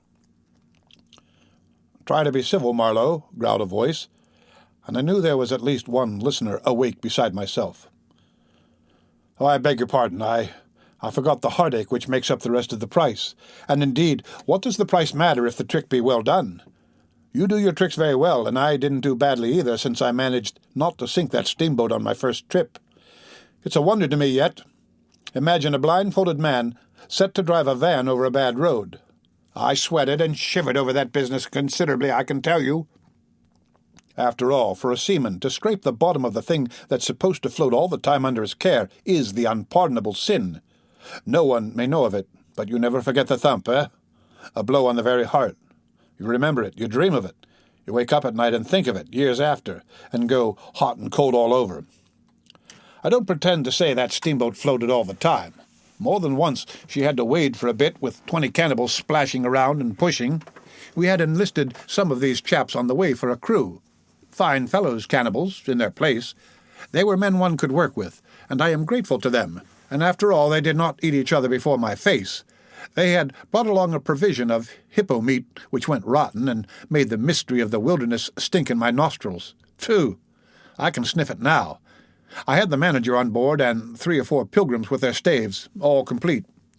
Sometimes we came upon a station close by the bank, clinging to the skirts of the unknown, and the white man rushing out of a tumble-down hovel with great gestures of joy and surprise and welcome seemed very strange, had the appearance of being held there captive by a spell. The word ivory would ring in the air for a while, and on we went again into the silence, along empty reaches, round the still bends, between the high walls of our winding way, reverberating in hollow claps the ponderous beat of the stern wheel. Trees, millions of trees, massive, immense, running up high, and at their foot, hugging the bank against the stream, crept the little begrimed steamboat, like a sluggish beetle crawling on the floor of a lofty portico. It made you feel very small, very lost, and yet it was not altogether depressing, that feeling. After all, if you were small, the grimy beetle crawled on, which was just what you wanted it to do. Where the pilgrims imagined it crawled to, I don't know. To some place where they expected to get something, I bet. For me, it crawled towards Kurtz exclusively. But when the steam pipes started leaking, we crawled very slow. The reaches opened before us and closed behind, as if the forest had stepped leisurely across the water to bar the way for our return. We penetrated deeper and deeper into the heart of darkness. It was very quiet there. At night, sometimes the roll of drums behind the curtain of trees would run up the river and remain sustained faintly, as if hovering in the air high over our heads till the first break of day. Whether it meant war, peace, or prayer, we could not tell. The dawns were heralded by the descent of a chill stillness. The woodcutters slept, their fires burned low. The snapping of a twig would make you start. We were wanderers on a prehistoric earth, on an earth that wore the aspect of an unknown planet. We could have fancied ourselves the first of men taking possession of an accursed inheritance, to be subdued at the cost of profound anguish and of excessive toil. But suddenly, as we struggled around a bend, there would be a glimpse of rush walls, of peaked grass roofs, a burst of yells, a whirl of black limbs, a mass of hands clapping, of feet stomping, of bodies swaying, of eyes rolling under the droop of heavy and motionless foliage. The steamer toiled along slowly on the edge of a black and incomprehensible frenzy. The prehistoric man was cursing us, praying to us, welcoming us. Who could tell? We were cut off from the comprehension of our surroundings. We glided past like phantoms, wondering and secretly appalled, as sane men would be before an enthusiastic outbreak in a madhouse. We could not understand because we were too far, and could not remember because we were traveling in the night of first ages, of those ages that are gone, leaving hardly a sign and no memories. The earth seemed unearthly. We are accustomed to look upon the shackled form of a conquered monster. But there, you could look at a thing monstrous and free. It was unearthly, and the men were... No, they were not inhuman. Well, that was the worst of it, this suspicion of their not being inhuman. It would come slowly to one. They howled and leaped and spun and made horrid faces, but what thrilled you was just the thought of their humanity, like yours, the thought of your remote kinship with this wild and passionate uproar. Ugly? Yes, it was ugly enough. But if you were man enough, you would admit to yourself that there was in you just the faintest trace of a response to the terrible frankness of that noise, a dim suspicion of there being a meaning in it which you, so remote from the night of first ages, could comprehend. And why not? The mind of man is capable of anything, because everything is in it, all the past as well as all the future. What was there, after all? Joy, fear, sorrow, devotion, valor, rage, who can tell? But truth stripped of its cloak of time. Let the fool gape and shudder, the man knows and can look on without a wink, but he must at least be as much of a man as these on the shore. He must meet that truth with his own true stuff, with his own inborn strength. Principles won't do. Acquisitions, clothes, pretty rags that would fly off at the first good shake. No, you want a deliberate belief. An appeal to me in this fiendish row, is there? Well, very well, I hear, I admit, but I have a voice too, and for good or evil, mine is the speech that cannot be silenced. Of course a fool, what with sheer fright and fine sentiments, is always safe. Who's that grunting? You wonder I didn't go ashore for a howl and a dance. Well, no, I didn't. Fine sentiments, you say? Fine sentiments be hanged. I had no time. I had to mess about with white lead and strips of woolen blanket, helping to put bandages on those leaky steam pipes, I tell you. I had to watch the steering and circumvent those snags and get the tin pot along by hook or by crook. There was surface truth enough in these things to save a wiser man, and between whiles I had to look after the savage who was fireman. He was an improved specimen. He could fire up a vertical boiler. He was there below me, and upon my word, to look at him was as edifying as seeing a dog in a parody of breeches and a feather hat, walking on his hind legs. A few months of training had done for that really fine chap. He squinted at the steam gauge and at the water gauge with an evident effort of intrepidity, and he had filed teeth too, the poor devil, and the wool of his pate shaved into queer patterns, and 3 ornamental scars on each of his cheeks. He ought to have been clapping his hands and stamping his feet on the bank, instead of which he was hard at work, a thrall to strange witchcraft, full of improving knowledge. He was useful because he had been instructed, and what he knew was this, that should the water in that transparent thing disappear, the evil spirit inside the boiler would get angry through the greatness of his thirst and take a terrible vengeance. So he sweated and fired up and watched the glass fearfully, with an impromptu charm made of rags tied to his arm, and a piece of polished bone, as big as a watch, stuck flatways through his lower lip. While the wooded banks slipped past us slowly, the short noise was left behind, the interminable miles of silence, and we crept on towards Kurtz. But the snags were thick.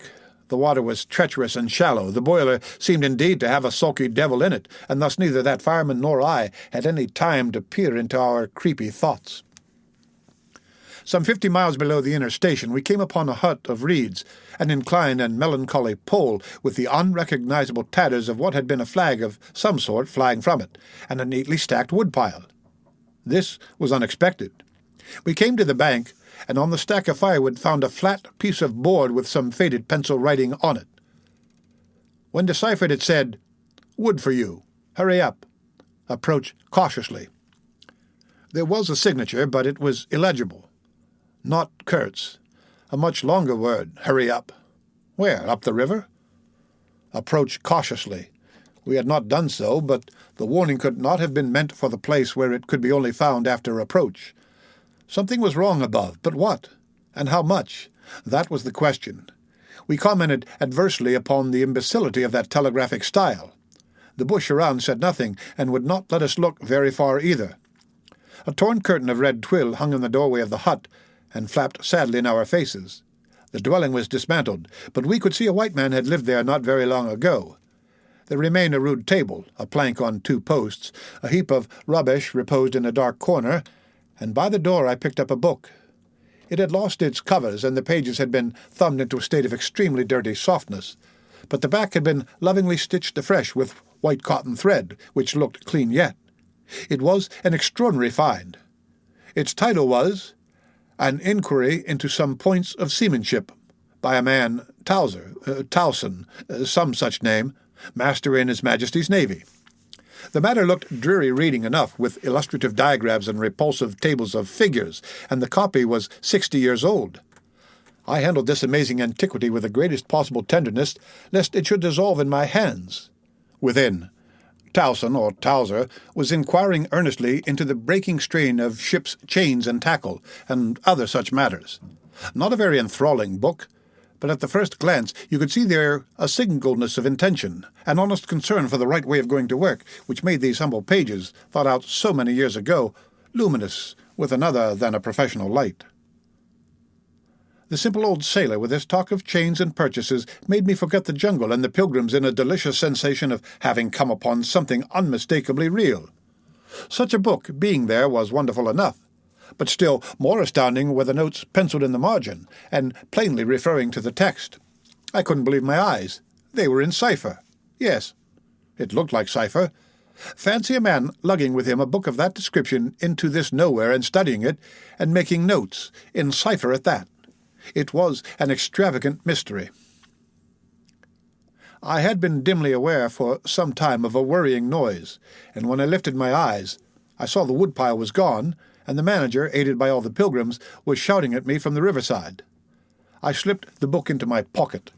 I assure you, to leave off reading was like tearing myself away from the shelter of an old and solid friendship. I started the lame engine ahead.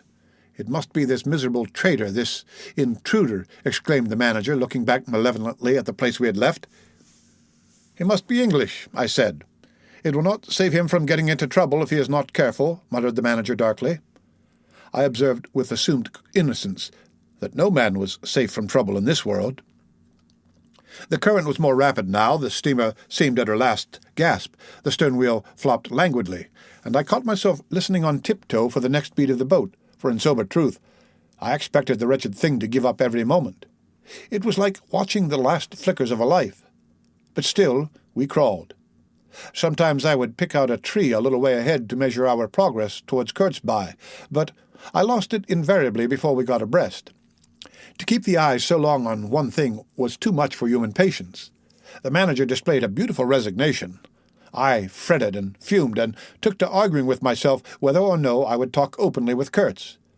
But before I could come to any conclusion, it occurred to me that my speech or my silence, indeed any action of mine, would be a mere futility. What did it matter what anyone knew or ignored? What did it matter who was manager? One gets sometimes such a flash of insight. The essentials of this affair lay deep under the surface, beyond my reach and beyond my power of meddling. Towards the end of the second day, we judged ourselves about 8 miles from Kurtz's station. I wanted to push on, but the manager looked grave, and told me the navigation up there was so dangerous that it would be advisable, the sun being very low already, to wait where we were till next morning. Moreover, he pointed out that if the warning to approach cautiously were to be followed, we must approach in daylight, not at dusk or in the dark. This was sensible enough. 8 miles meant nearly 3 hours steaming for us, and I could also see suspicious ripples at the upper end of the reach.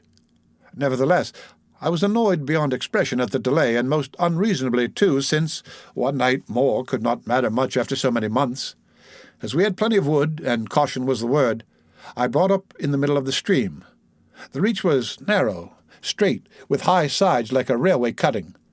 The dusk came gliding into it long before the sun had set. The current ran smooth and swift, but a dumb immobility sat on the banks.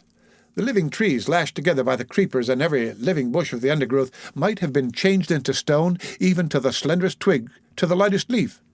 It was not sleep. It seemed unnatural, like a state of trance.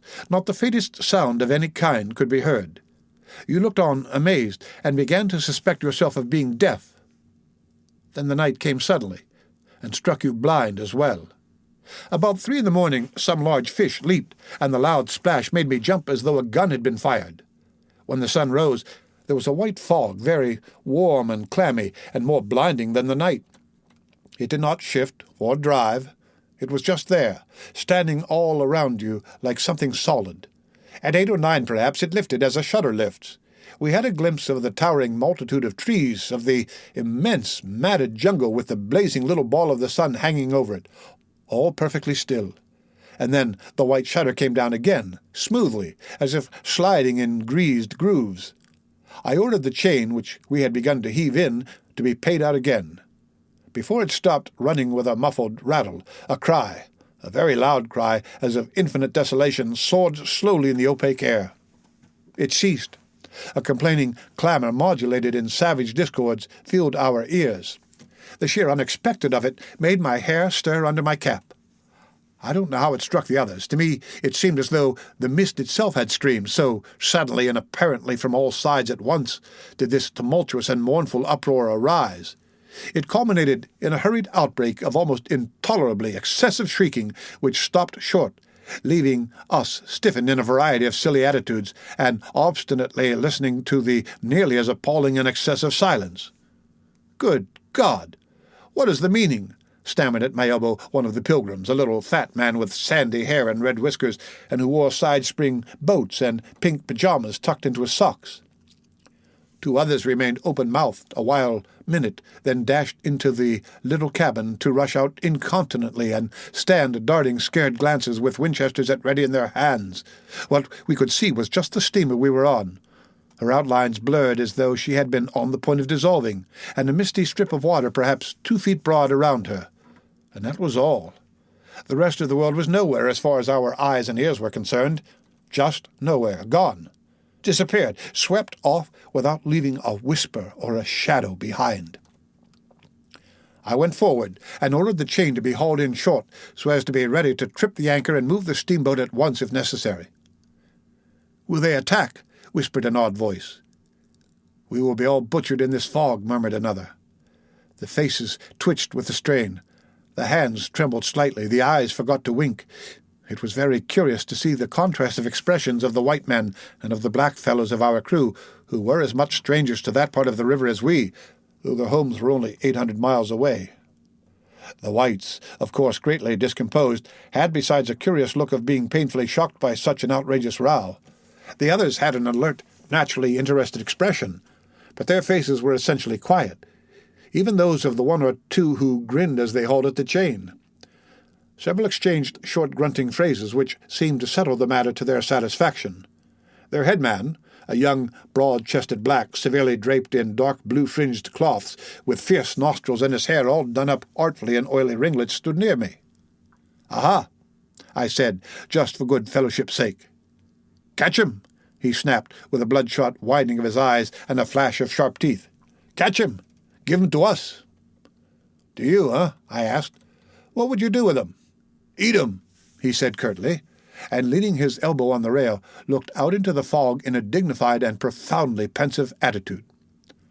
I would no doubt have been properly horrified had it not occurred to me that he and his chaps must be very hungry, that they must have been growing increasingly hungry for at least this month past. They had been engaged for 6 months. I don't think a single one of them had any clear idea of time, as we at the end of countless ages have. They still belonged to the beginnings of time, had no inherited experience to teach them, as it were, and, of course, as long as there was a piece of paper written over in accordance with some farcical law or other made down the river, it didn't enter anybody's head to trouble how they would live.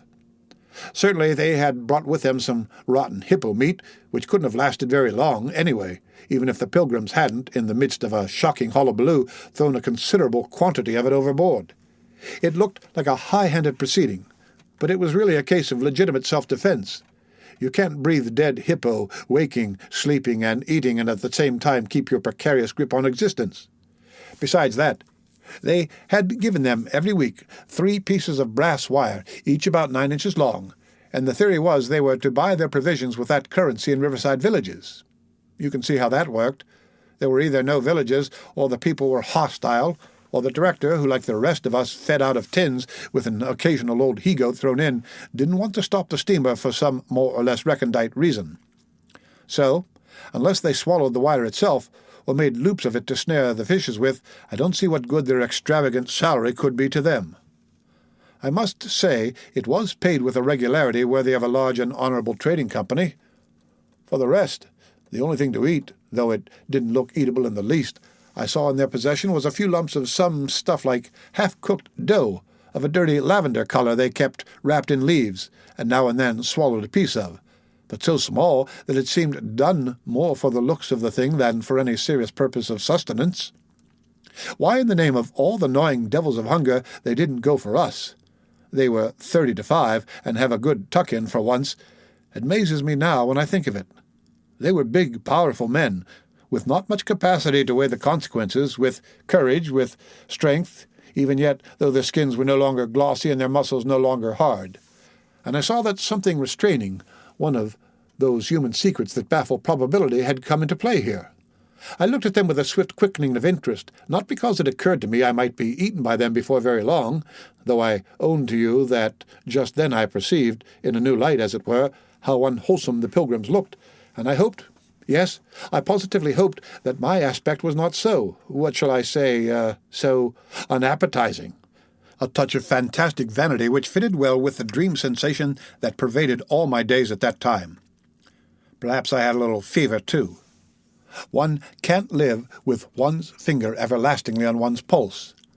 I had often a little fever, or a little touch of other things, the playful paw-strokes of the wilderness, the preliminary trifling before the more serious onslaught which came in due course. Yes, I looked at them as you would on any human being, with a curiosity of their impulses, motives, capacities, weaknesses, when brought to the test of an inexorable physical necessity.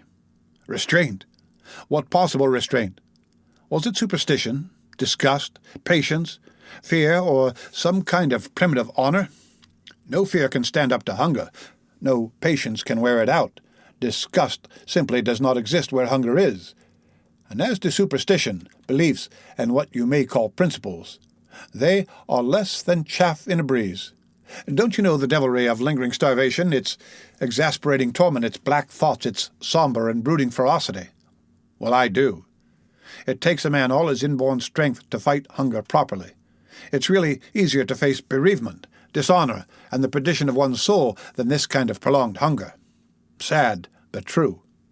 And these chaps, too, had no earthly reason for any kind of scruple. Restraint. I would just as soon have expected restraint from a hyena prowling amongst the corpses of a battlefield.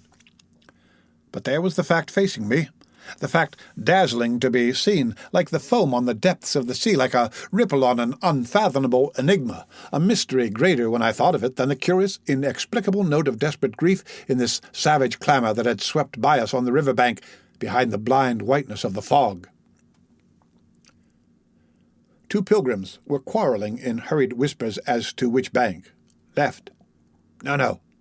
How can you? Right. Right, of course. It is very serious, said the manager's voice behind me.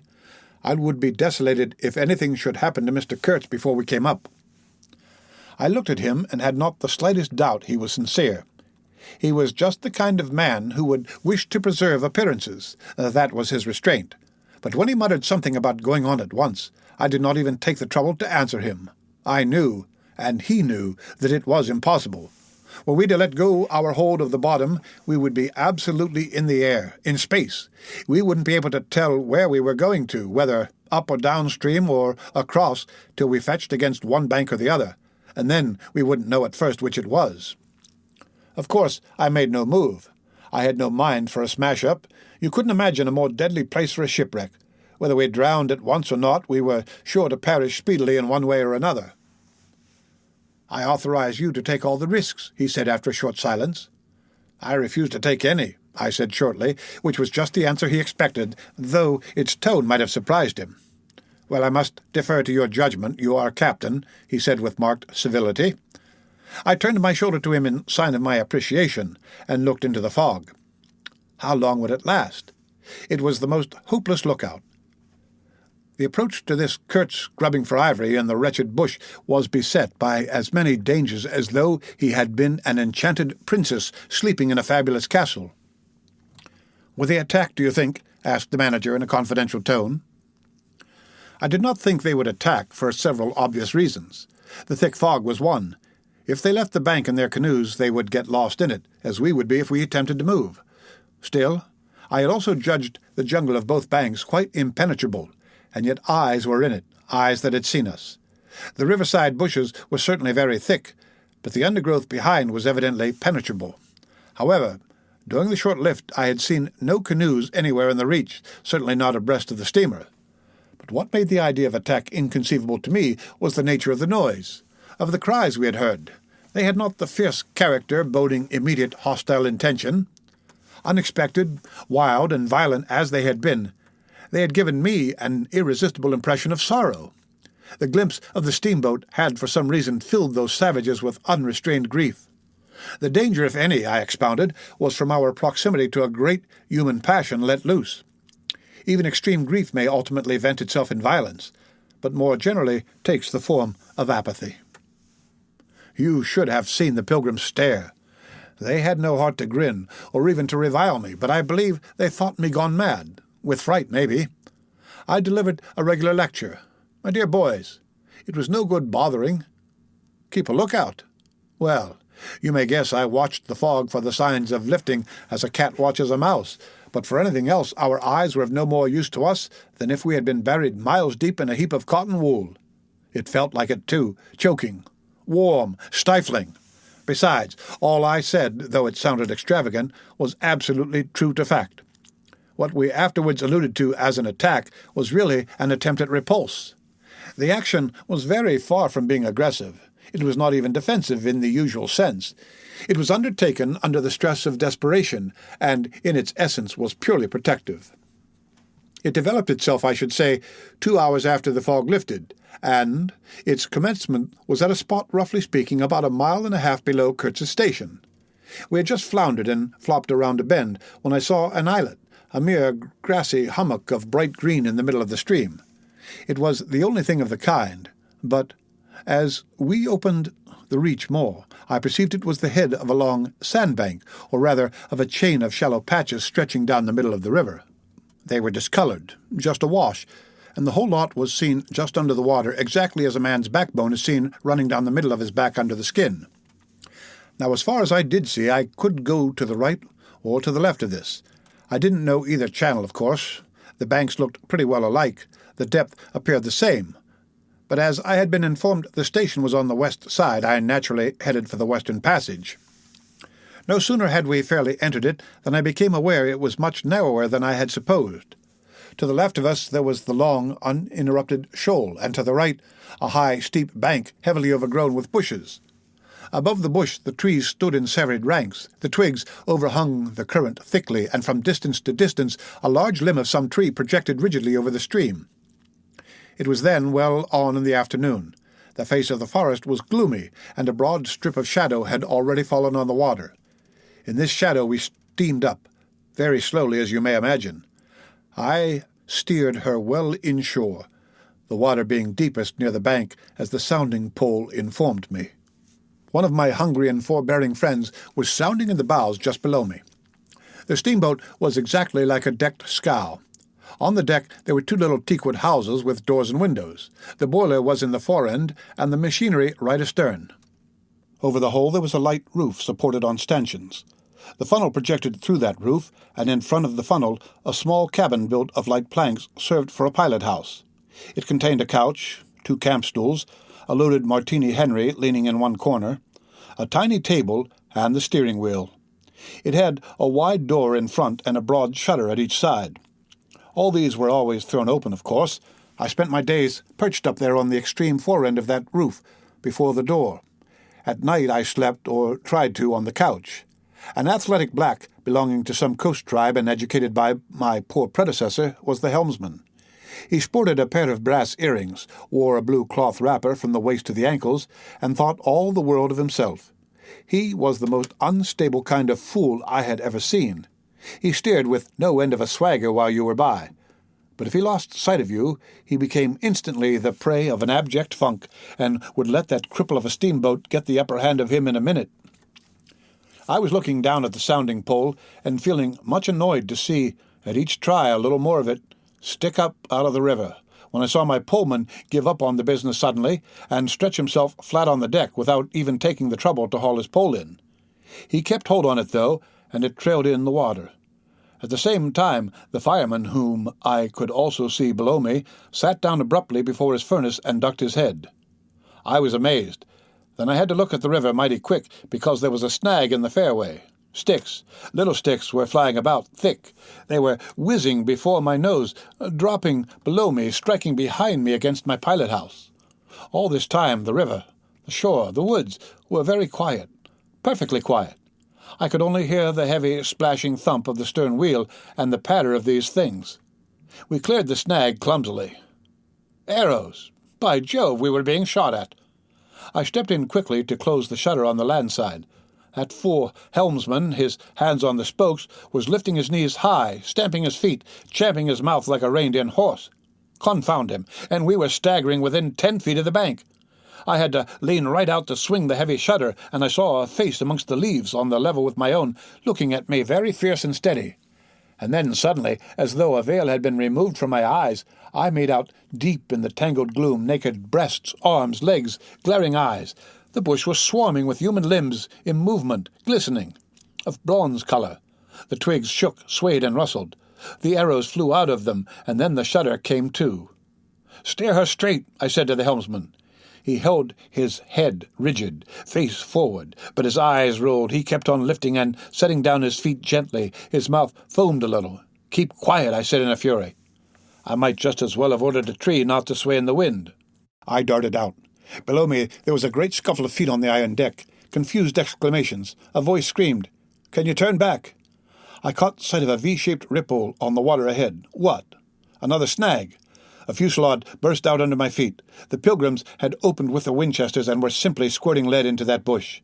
A deuce of a lot of smoke came up and drove slowly forward. I swore at it. Now, I couldn't see the ripple or the snag either.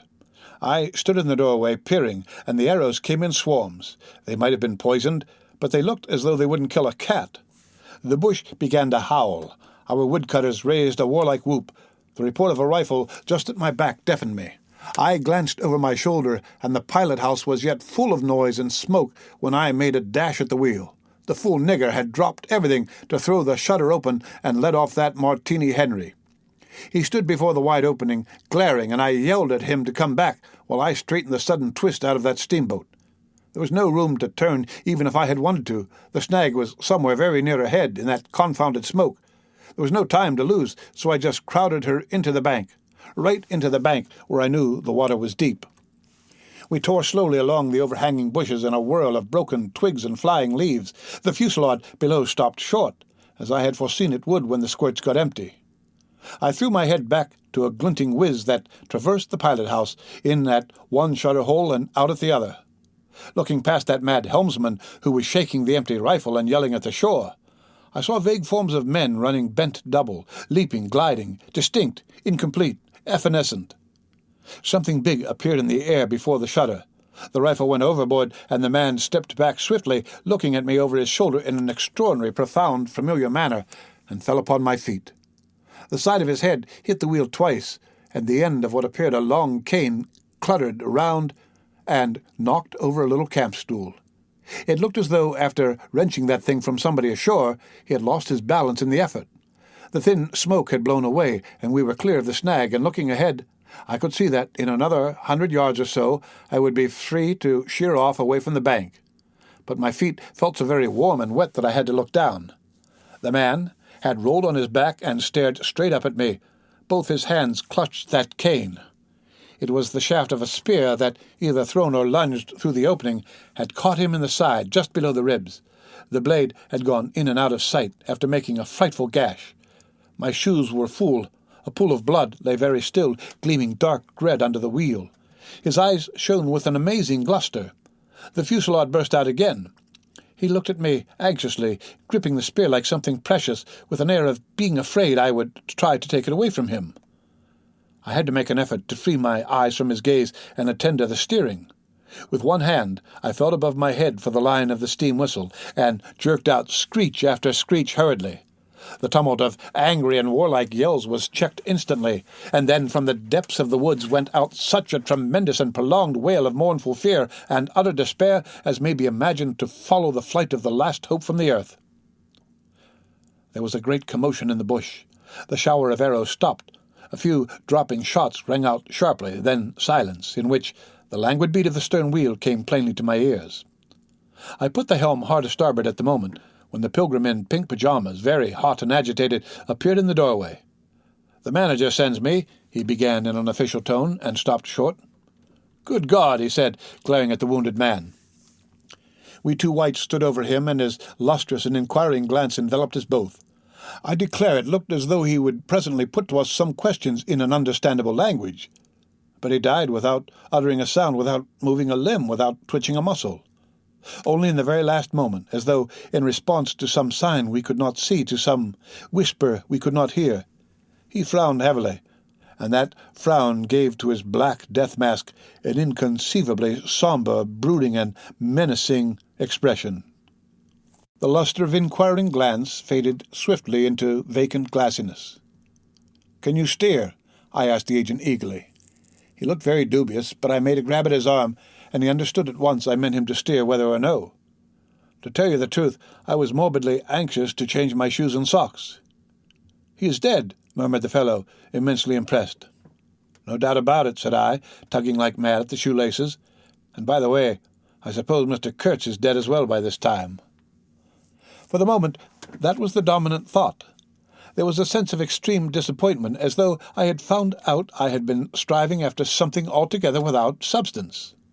I couldn't have been more disgusted if I had travelled all this way for the sole purpose of talking with Mr. Kurtz. Talking with... I flung one shoe overboard and became aware that that was exactly what I had been looking forward to, a talk with Kurtz.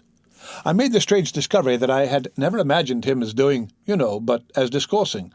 I didn't say to myself, "Now I will never see him," or "Now I will never shake him by the hand," but "Now I will never hear him." The man presented himself as a voice. Not, of course, that I did not connect him with some sort of action. Hadn't I been told in all the tones of jealousy and admiration that he had collected, bartered, swindled, or stolen more ivory than all the other agents together? That was not the point. The point was in his being a gifted creature, and that of all his gifts, the one that stood out preeminently, that carried with it a sense of real presence, was his ability to talk, his words, the gift of expression, the bewildering, the illuminating, the most exalted and the most contemptible, the pulsating stream of light or the deceitful flow from the heart of an impenetrable darkness. The other shoe went flying unto the devil-god of that river. I thought, "By Jove, it's all over. We're too late. He has vanished. The gift has vanished by means of some spear, arrow, or club. I will never hear that chap speak after all," and my sorrow had a startling extravagance of emotion, even such as I had noticed in the howling sorrow of these savages in the bush. I couldn't have felt more of lonely desolation somehow had I been robbed of a belief or had missed my destiny in life. Why do you sigh in this beastly way, somebody? Absurd? Well, absurd. Good Lord, mustn't a man ever... Here, give me some tobacco. There was a pause of profound stillness. Then a match flared, and Marlow's lean face appeared, worn, hollow, with downward folds and dropped eyelids, with an aspect of concentrated attention, and as he took vigorous draws at his pipe, it seemed to retreat and advance out of the night in the regular flicker of tiny flame. The match went out. "Absurd!" he cried. "This is the worst of trying to tell. Here you all are, each moored with two good addresses, like a hulk with two anchors, a butcher round one corner, a policeman round another, excellent appetites, and temperature normal, you hear? Normal from year's end to year's end, and you say absurd. Absurd being exploded. Absurd! My dear boys, what can you expect from a man who, out of sheer nervousness, had just flung overboard a pair of new shoes? Now, I think of it, it is amazing I did not shed tears.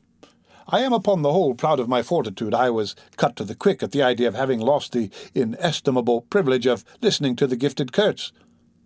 Of course I was wrong. The privilege was waiting for me. Oh, yes, I heard more than enough, and I was right, too. A voice. He was very little more than a voice, and I heard him. This voice. Other voices, all of them, were so little more than voices, and the memory of that time itself lingers around me. Impalpable, like a dying vibration of one immense jabber, silly, atrocious, sordid, savage, or simply mean, without any kind of sense. Voices.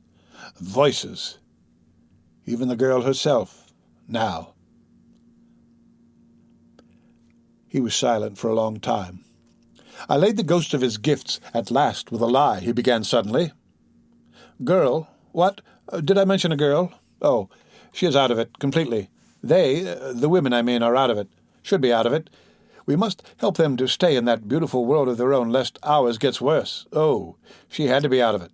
You should have heard the disinterred body of Mr. Kurtz saying, "My intended." You would have perceived directly then how completely she was out of it. And the lofty frontal bone of Mr. Kurtz. They say the hair goes on growing sometimes, but this specimen was impressively bald. The wilderness had patted him on the head, and behold, it was like a ball, an ivory ball. It had caressed him, and lo, he had withered. It had taken him, loved him, embraced him, got into his veins, consumed his flesh, and sealed his soul to its own by the inconceivable ceremonies of some devilish initiation. He was its spoiled and pampered favourite. Ivory? I should think so. Heaps of it, stacks of it. The old mud shanty was bursting with it. You would think there was not a single tusk left either above or below the ground in the whole country. Mostly fossil, the manager had remarked disparagingly. It was no more fossil than I am, but they call it fossil when it is dug up. It appears these niggers do bury their tusks sometimes, but evidently they couldn't bury this parcel deep enough to save the gifted Mr. Kurtz from his fate. We filled the steamboat with it, and had to pile a lot on the deck. Thus he could see and enjoy as long as he could see, because the appreciation of this favour had remained with him to the last. You should have heard him say, "My ivory." Oh, yes, I heard him. My intended, my ivory. My station, my river, my... Everything belonged to him. It made me hold my breath in expectation of hearing the wilderness burst into a prodigious peal of laughter that would shake the fixed stars in their places. Everything belonged to him, but that was a trifle. The thing was to know what he belonged to. How many powers of darkness claimed him for their own? That was the reflection that made you creepy all over. It was impossible. It was not good for one either trying to imagine. He had taken a high seat amongst the devils of the land. I mean literally.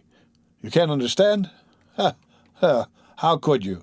With solid pavement under your feet, surrounded by kind neighbours ready to cheer you or to fall on you, stepping delicately between the butcher and the policeman in the holy terror of scandal and gallows and lunatic asylums. How can you imagine what particular region of the first ages a man's untrammelled feet may take him into by way of solitude, utter solitude without a policeman, by the way of silence, utter silence where no warning voice of a kind neighbour can be heard whispering of public opinion?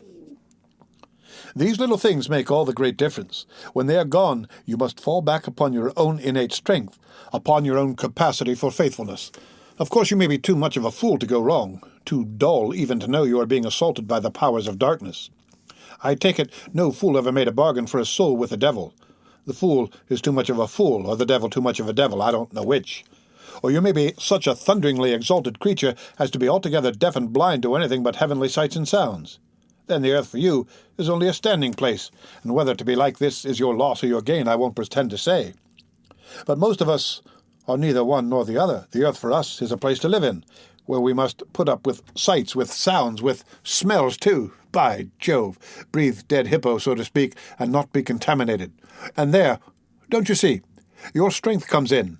The faith in your ability for the digging of unostentatious holes to bury the stuff. Your power of devotion, not to yourself, but to an obscure back-breaking business. And that's difficult enough. Mind, I'm not trying to excuse or even explain. I am trying to account to myself for Mr. Kurtz, for the shade of Mr. Kurtz. This initiated wraith from the back of nowhere honoured me with its amazing confidence before it vanished altogether. This was because it could speak English to me. The original Kurtz had been educated partly in England, and, as he was good enough to say himself, his sympathies were in the right place. His mother was half English, his father was half French. All Europe contributed to the making of Kurtz, and by I learned that, most appropriately, the International Society for the Suppression of Savage Customs had entrusted him with the making of a report for its future guidance. And he had written it, too. I've seen it. I've read it. It was eloquent, vibrating with eloquence, but too high-strung, I think. 17 pages of close writing he had found time for. But this must have been before his, let us say, nerves went wrong, and caused him to preside at certain midnight dances ending with unspeakable rites, which, as far as I reluctantly gathered from what I heard at various times, were offered up to him. Do you understand? to Mr. Kurtz himself. But it was a beautiful piece of writing. The opening paragraph, however, in the light of later information, strikes me now as ominous. He began with the argument that we, whites, from the point of development we had arrived at, must necessarily appear to them, savages, in the nature of supernatural beings. We approach them with the might of a deity, and so on and so on. By the simple exercise of our will we can exert a power for good practically unbounded, and so forth and so forth. From that point he soared and took me with him. The peroration was magnificent, though difficult to remember, you know. It gave me the notion of an exotic immensity ruled by an august benevolence. It made me tingle with enthusiasm. This was the unbounded power of eloquence, of words, of burning, noble words.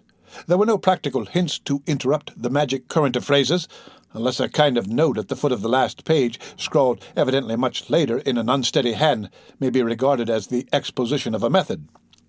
It was very simple, and at the end of that moving appeal to every altruistic sentiment it blazed at you, luminous and terrifying, like a flash of lightning in a serene sky.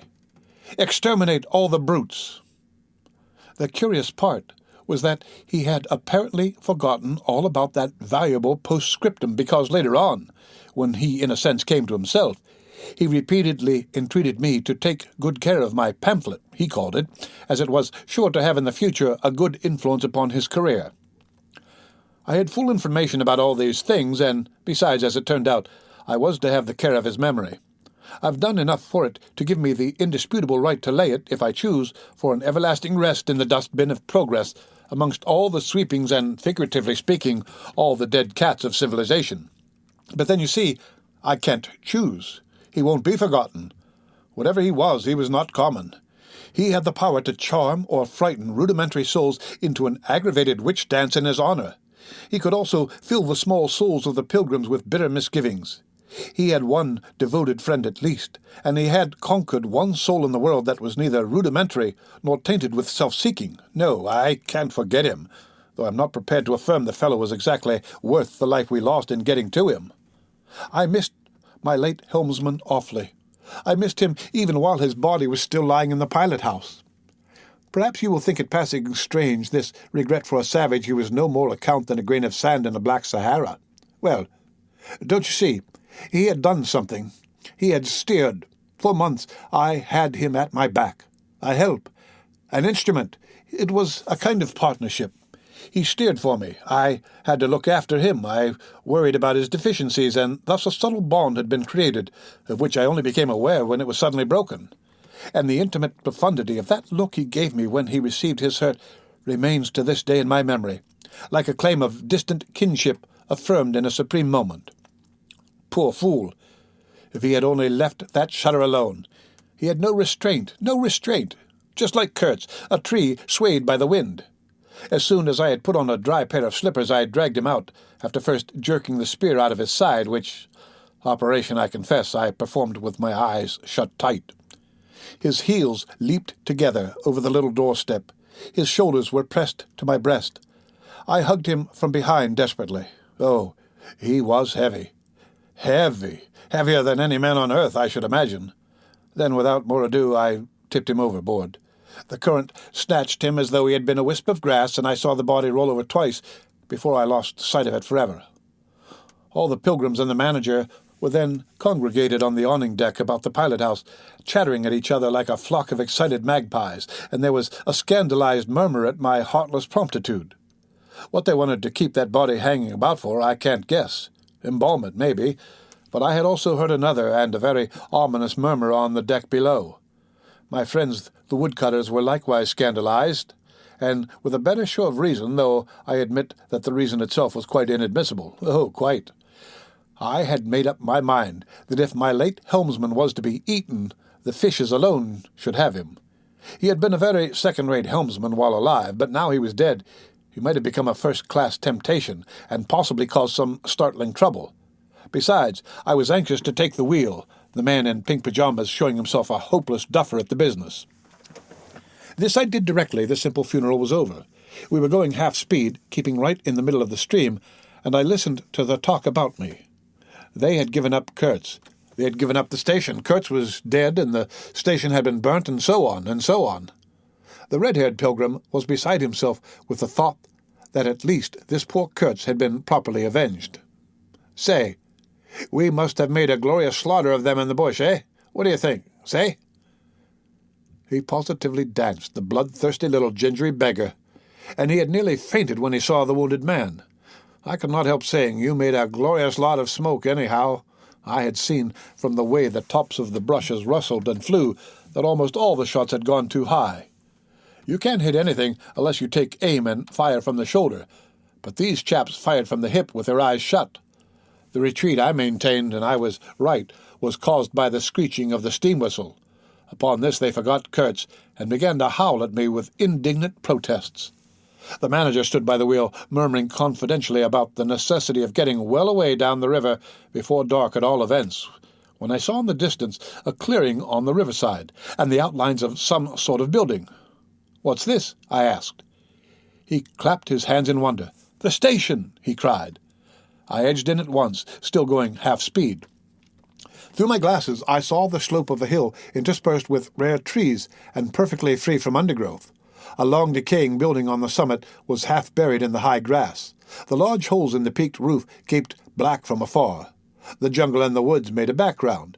There was no enclosure or fence of any kind, but there had been one apparently, for near the house 6 slim posts remained in a row, roughly trimmed and with their upper ends ornamented with round carved balls. The rails or whatever there had been between had disappeared. Of course, the forest surrounded all that. The riverbank was clear, and on the waterside I saw a white man under a hat, like a cartwheel beckoning persistently with his whole arm. Examining the edge of the forest above and below, I was almost certain I could see movements, human forms gliding here and there. I steamed past prudently, then stopped the engines and let her drift down. The man on the shore began to shout, urging us to land. "We have been attacked," screamed the manager. I know. It's all right," yelled back the other, as cheerful as you please. "Come along. It's all right. I am glad." His aspect reminded me of something I had seen, something funny I had seen somewhere. As I maneuvered to get alongside, I was asking myself, what does this fellow look like? Suddenly I got it. He was like a harlequin. His clothes had been made of some stuff that was brown holland, probably, but it was covered with patches all over, with bright patches, blue, red, and yellow. Patches on the back, patches on the front, patches on elbows, on knees, coloured binding around his jacket, scarlet edging at the bottom of his trousers, and the sunshine made him look extremely gay and wonderfully neat withal, because you could see how beautifully all this patching had been done. A beardless, boyish face, very fair. No features to speak of, nose peeling, little blue eyes, smiles and frowns chasing each other over that open countenance like sunshine and shadow on a wind-swept plain. "Look out, Captain!" he cried. "There's a snag lodged in here last night." "What, another snag?" I confess I swore shamefully. I had nearly holed my cripple to finish off that charming trip. The harlequin on the bank turned his little pug nose up to me. "You English?" he asked, all smiles. "Are you?" I shouted from the wheel. The smiles vanished, and he shook his head as if sorry for my disappointment. Then he brightened up. "Never mind," he cried encouragingly. "Are we in time?" I asked. "He is up there," he replied, with a toss of the head up the hill, and suddenly gloomy all of a sudden. His face was like the autumn sky, overcast one moment and bright the next. When the manager, escorted by the pilgrims, all of them armed to the teeth, had gone to the house, this chap came on board. "I say, I don't like this. These natives are in the bush," I said. He assured me earnestly it was all right. "They're simple people," he added. "Well, I am glad you came. It took me all my time to keep them off." "But you said it was all right," I cried. "Oh, they meant no harm," he said, and as I stared he corrected himself. "Not exactly," then vivaciously. "My faith, your pilot-house wants a clean-up." In the next breath he advised me to keep enough steam on the boiler to blow the whistle in case of any trouble. "One good screech will do more for you than all your rifles. They are simple people," he repeated. He rattled away at such a rate he quite overwhelmed me. He seemed to me trying to make up for lots of silence, and actually hinted, laughing, that such was the case. "Don't you talk with Mr. Kurtz?" I said. "You don't talk with that man, you listen to him," he exclaimed with severe exultation. "But now," He waved his arm, and in the twinkling of an eye was in the uttermost depths of despondency. In a moment he came up again with a jump, possessed himself of both my hands, shook them continuously while he gabbled. "Brother sailor, honor, pleasure, delight. Introduce myself. Russian, son of an archpriest, government of Tambov. What?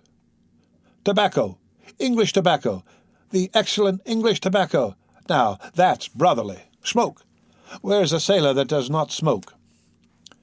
The pipe soothed him, and gradually I made out he had run away from school, had gone to sea in a Russian ship, ran away again, served some time in English ships, was now reconciled with the archpriest.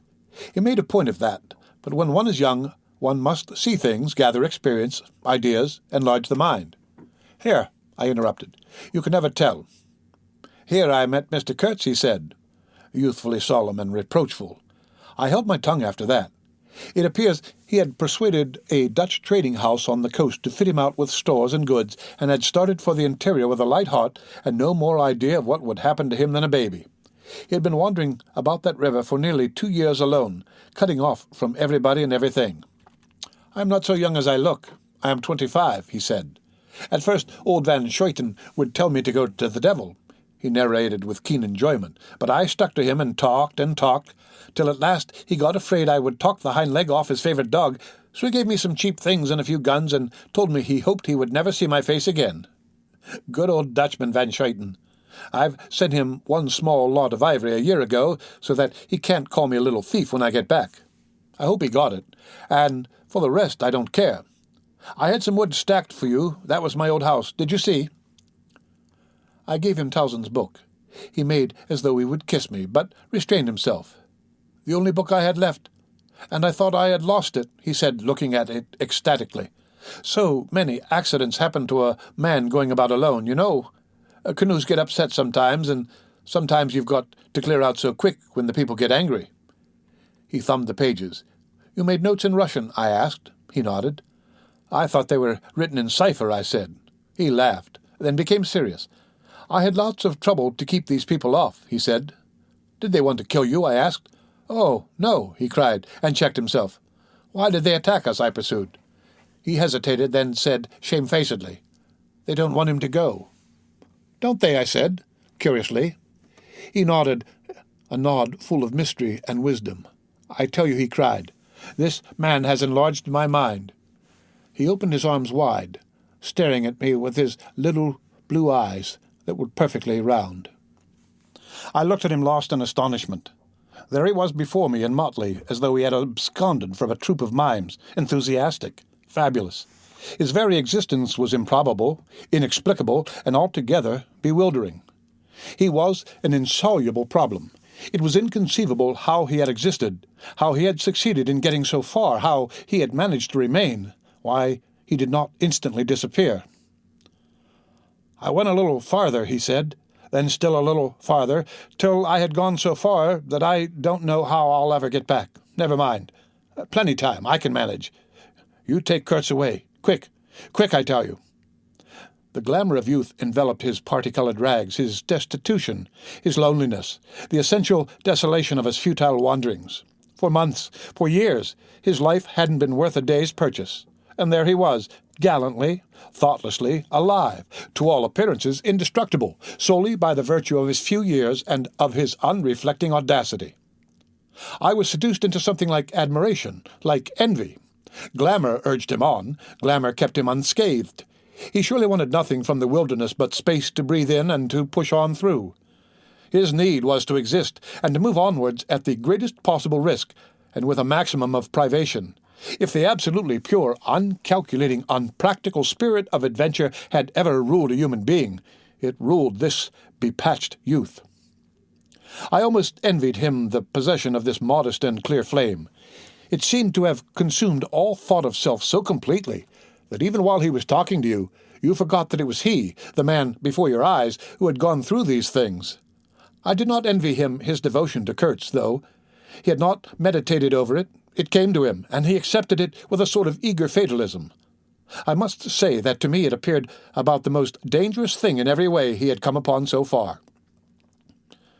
They had come together unavoidably, like two ships becalmed near each other, and lay rubbing sides at last.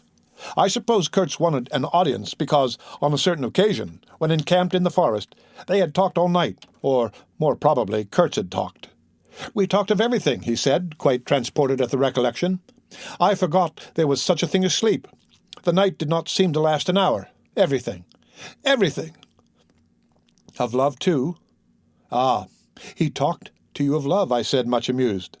"It isn't what you think," he cried, almost passionately. "It was, in general. He made me see things. Things!" He threw his arms up. We were on deck at the time, and the headman of my woodcutters, lounging nearby, turned upon him his heavy and glittering eyes. I looked around, and I don't know why, but I assure you that never before did this land, this river, this jungle, the very arch of this blazing sky, appear to me so hopeless and so dark, so impenetrable to human thought, so pitiless to human weakness. And ever since you have been with him, of course," I said. "On the contrary, it appears their intercourse had been very much broken by various causes. He had, as he informed me proudly, managed to nurse Kurtz through 2 illnesses.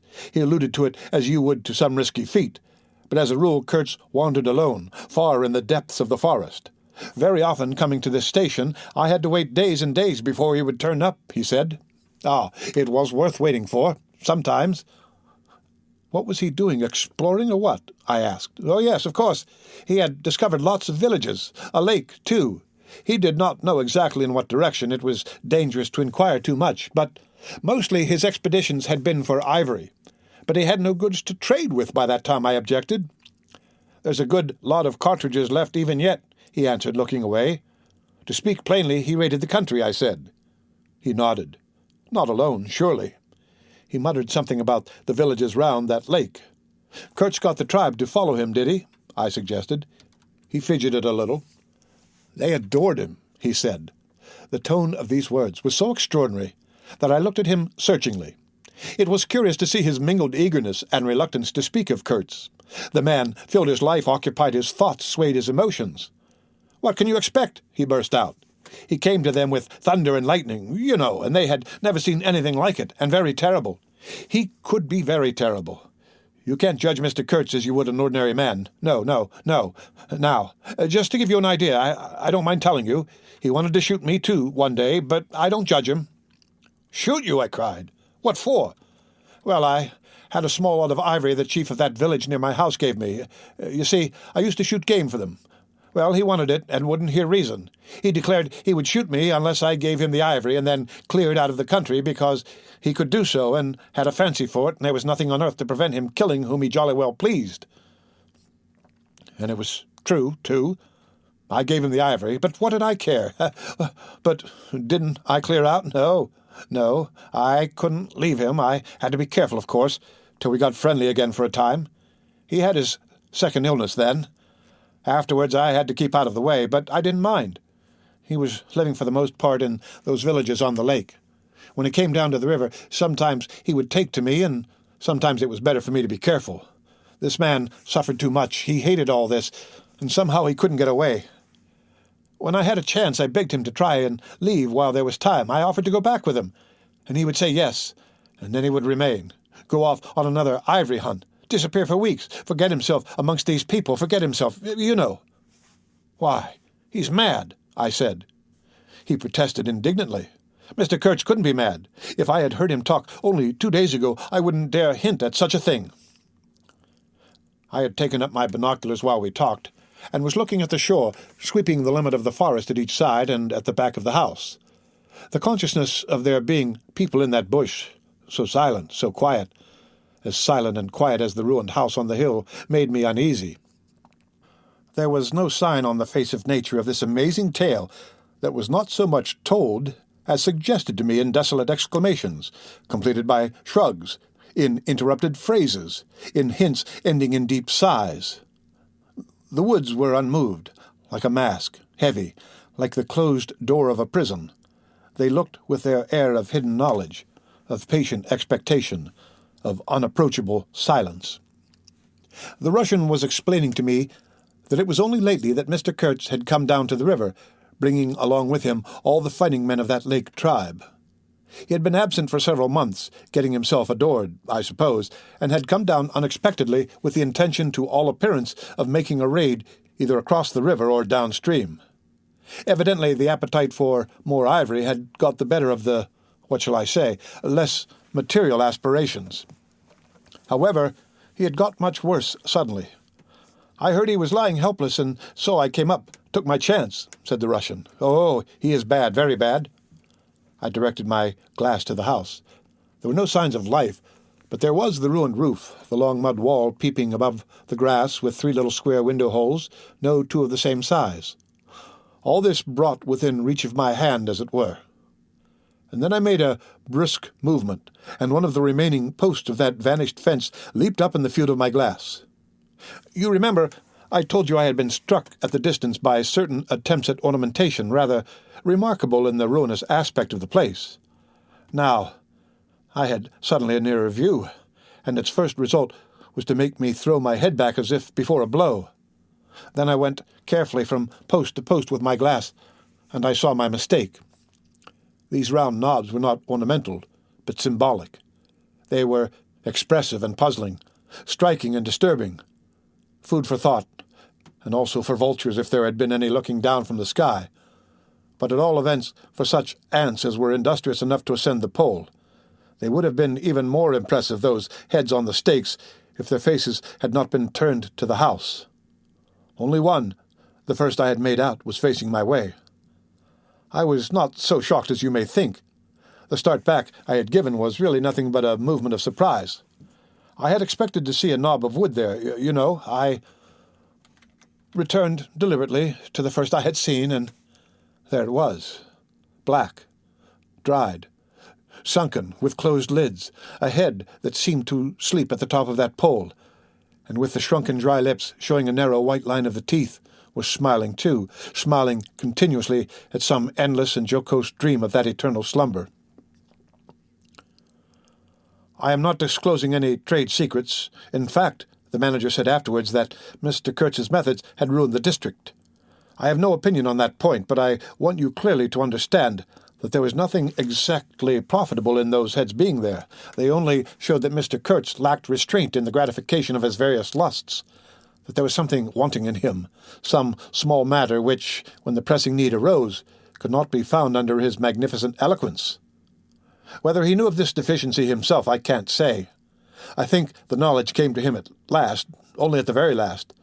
But the wilderness had found him out early, and had taken on him a terrible vengeance for the fantastic invasion.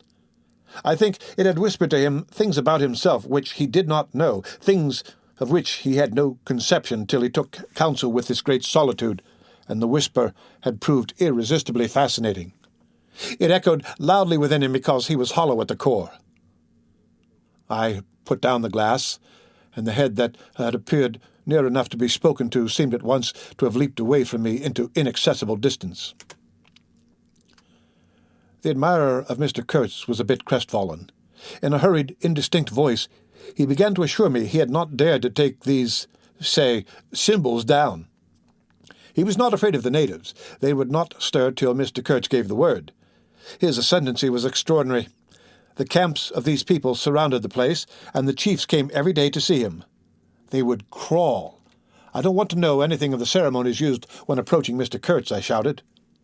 Curious, this feeling that came over me that such details would be more intolerable than those heads drying on the stakes under Mr. Kurtz's windows.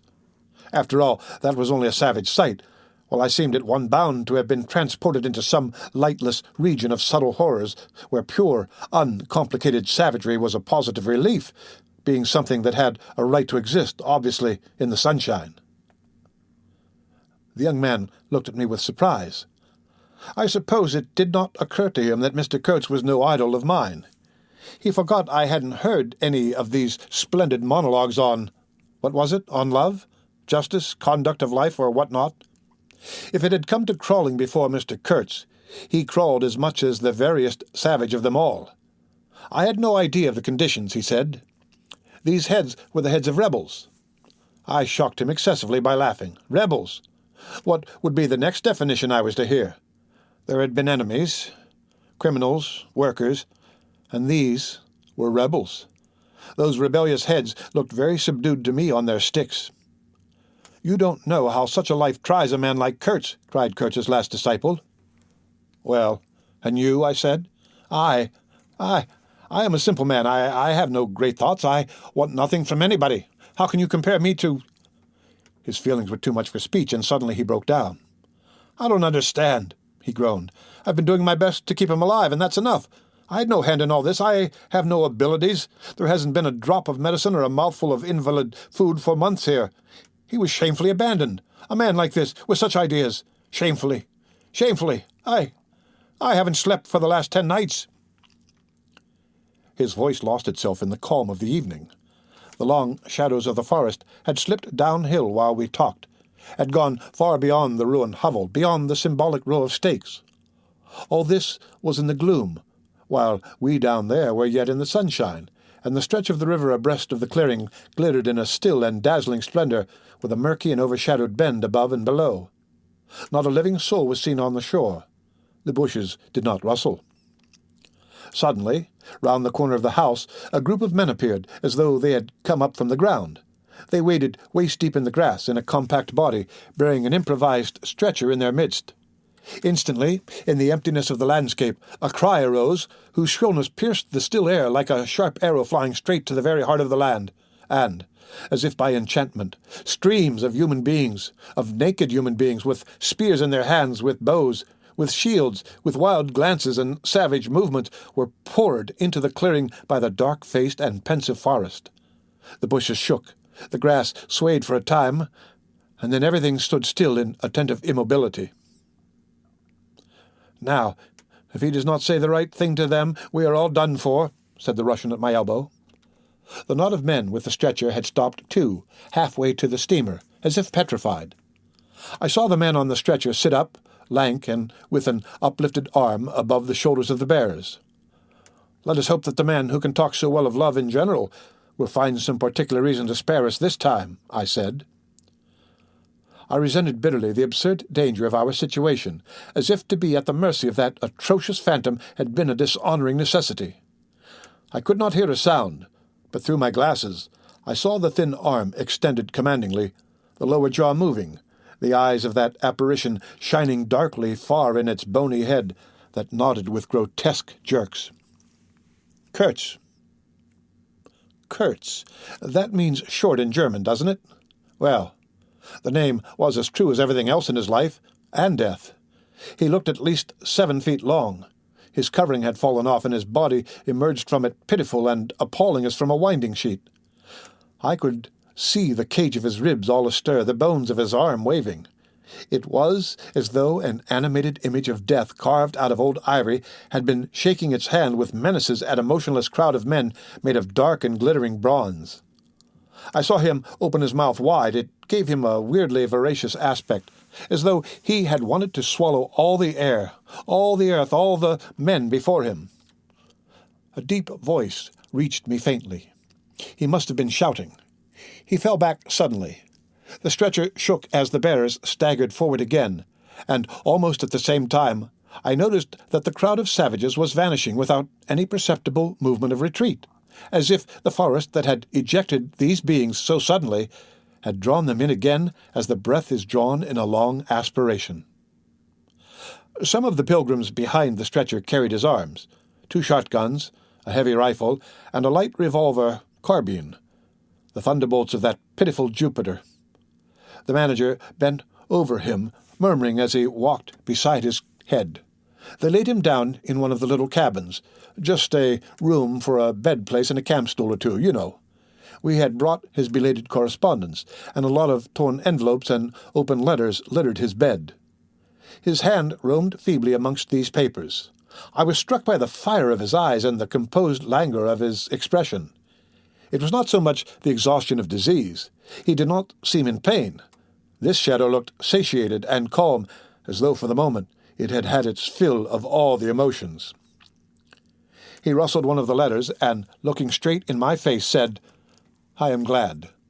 Somebody had been writing to him about me. These special recommendations were turning up again. The volume of tone he emitted without effort, almost without the trouble of moving his lips, amazed me. A voice! A voice! It was grave, profound, vibrating, while the man did not seem capable of a whisper. However, he had enough strength in him, factitious no doubt, to very nearly make an end of us, as you shall hear directly. The manager appeared silently in the doorway. I stepped out at once, and he drew the curtain after me. The Russian, eyed curiously by the pilgrims, was staring at the shore. I followed the direction of his glance. Dark human shapes could be made out in the distance, flitting indistinctly against the gloomy border of the forest, and near the river 2 bronze figures, leaning on tall spears, stood in the sunlight under fantastic headdresses of spotted skins, warlike and still in statuesque repose. And from right to left, along the lighted shore, moved a wild and gorgeous apparition of a woman. She walked with measured steps, draped in striped and fringed cloths, treading the earth proudly, with a slight jingle and a flash of barbarous ornaments. She carried her head high. Her hair was done in the shape of a helmet. She had brass leggings to the knee, brass wire gauntlets to the elbow, a crimson spot on her tawny cheek, innumerable necklaces of glass beads on her neck. Bizarre things, charms, gifts of witch-men that hung about her, glittered and trembled at every step. She must have had the value of several elephant tusks upon her. She was savage and superb, wild-eyed and magnificent. There was something ominous and stately in her deliberate progress. And in the hush that had fallen suddenly upon the whole sorrowful land, the immense wilderness, the colossal body of the fecund and mysterious life seemed to look at her, pensive, as though it had been looking at the image of its own tenebrous and passionate soul. She came abreast of the steamer, stood still, and faced us. Her long shadow fell to the water's edge. Her face had a tragic and fierce aspect of wild sorrow and of dumb pain mingled with the fear of some struggling, half-shaped resolve. She stood looking at us without a stir, and like the wilderness itself, with an air of brooding over an inscrutable purpose. A whole minute passed, and then she made a step forward. There was a low jingle, a glint of yellow metal, a sway of fringed draperies, and she stopped as if her heart had failed her. The young fellow by my side growled. The pilgrims murmured at my back.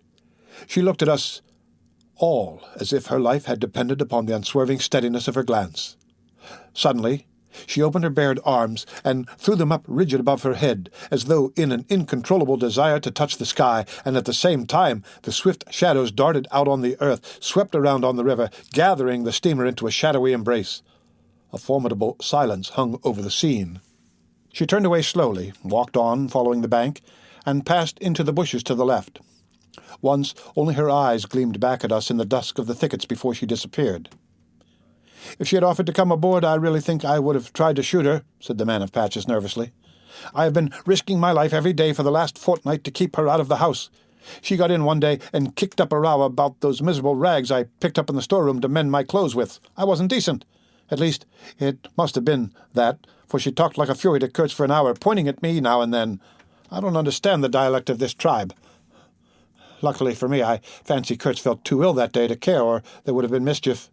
I don't understand. No, it's too much for me. Oh, well, it's all over now." At this moment, I heard Kurtz's deep voice behind the curtain. "Save me? Save the ivory, you mean? Don't tell me, save me. Well, I've had to save you. You're interrupting my plans now. Sick? Sick? Not so sick as you would like to believe. Never mind. I'll carry my ideas out yet. I will return. I'll show you what can be done. You with your little peddling notions. You are interfering with me. I will return. The manager came out. He did me the honor to take me under the arm and lead me aside. "He is very low, he said. He considered it necessary to sigh, but neglected to be consistently sorrowful. We have done all we could for him, haven't we? But there is no disguising the fact Mr. Kurtz has done more harm than good to the company. He did not see the time was not ripe for vigorous action. Cautiously, that's my principle. We must be cautious yet. The district is closed to us for a time, deplorable. Upon the whole, the trade will suffer. I don't deny there is a remarkable quantity of ivory, mostly fossil. We must save it at all events, but look how precarious the position is. And why? Because the method is unsound." "Do you," said I, looking at the shore, "call it unsound method?" "Without doubt," he exclaimed hotly. "Don't you?" "No method at all," I murmured after a while. "Exactly," he exulted. "I anticipated this. Shows a complete want of judgment. It is my duty to point it out in the proper quarter." "Oh," said I, "that fellow, what's his name? The brickmaker will make a readable report for you." He appeared confounded for a moment. It seemed to me I had never breathed an atmosphere so vile, and I turned mentally to Kurtz for relief, positively for relief. "Nevertheless, I think Mr. Kurtz is a remarkable man," I said with emphasis. He started, dropped on me a heavy glance, said very quietly, "He was," and turned his back on me. My hour of favour was over. I found myself lumped along with Kurtz as a partisan of methods for which the time was not ripe. I was unsound. But it was something to have at least a choice of nightmares. I had turned to the wilderness, really, not to Mr. Kurtz, who, I was ready to admit, was as good as buried, and for a moment it seemed to me as if I also were buried in a vast grave full of unspeakable secrets. I felt an intolerable weight oppressing my breast, the smell of the damp earth, the unseen presence of victorious corruption, the darkness of an impenetrable night. The Russian tapped me on the shoulder. I heard him mumbling and stammering something about Brother Seaman. Couldn't conceal knowledge of matters that would affect Mr. Kurtz's reputation. I waited. For him, evidently, Mr. Kurtz was not in his grave.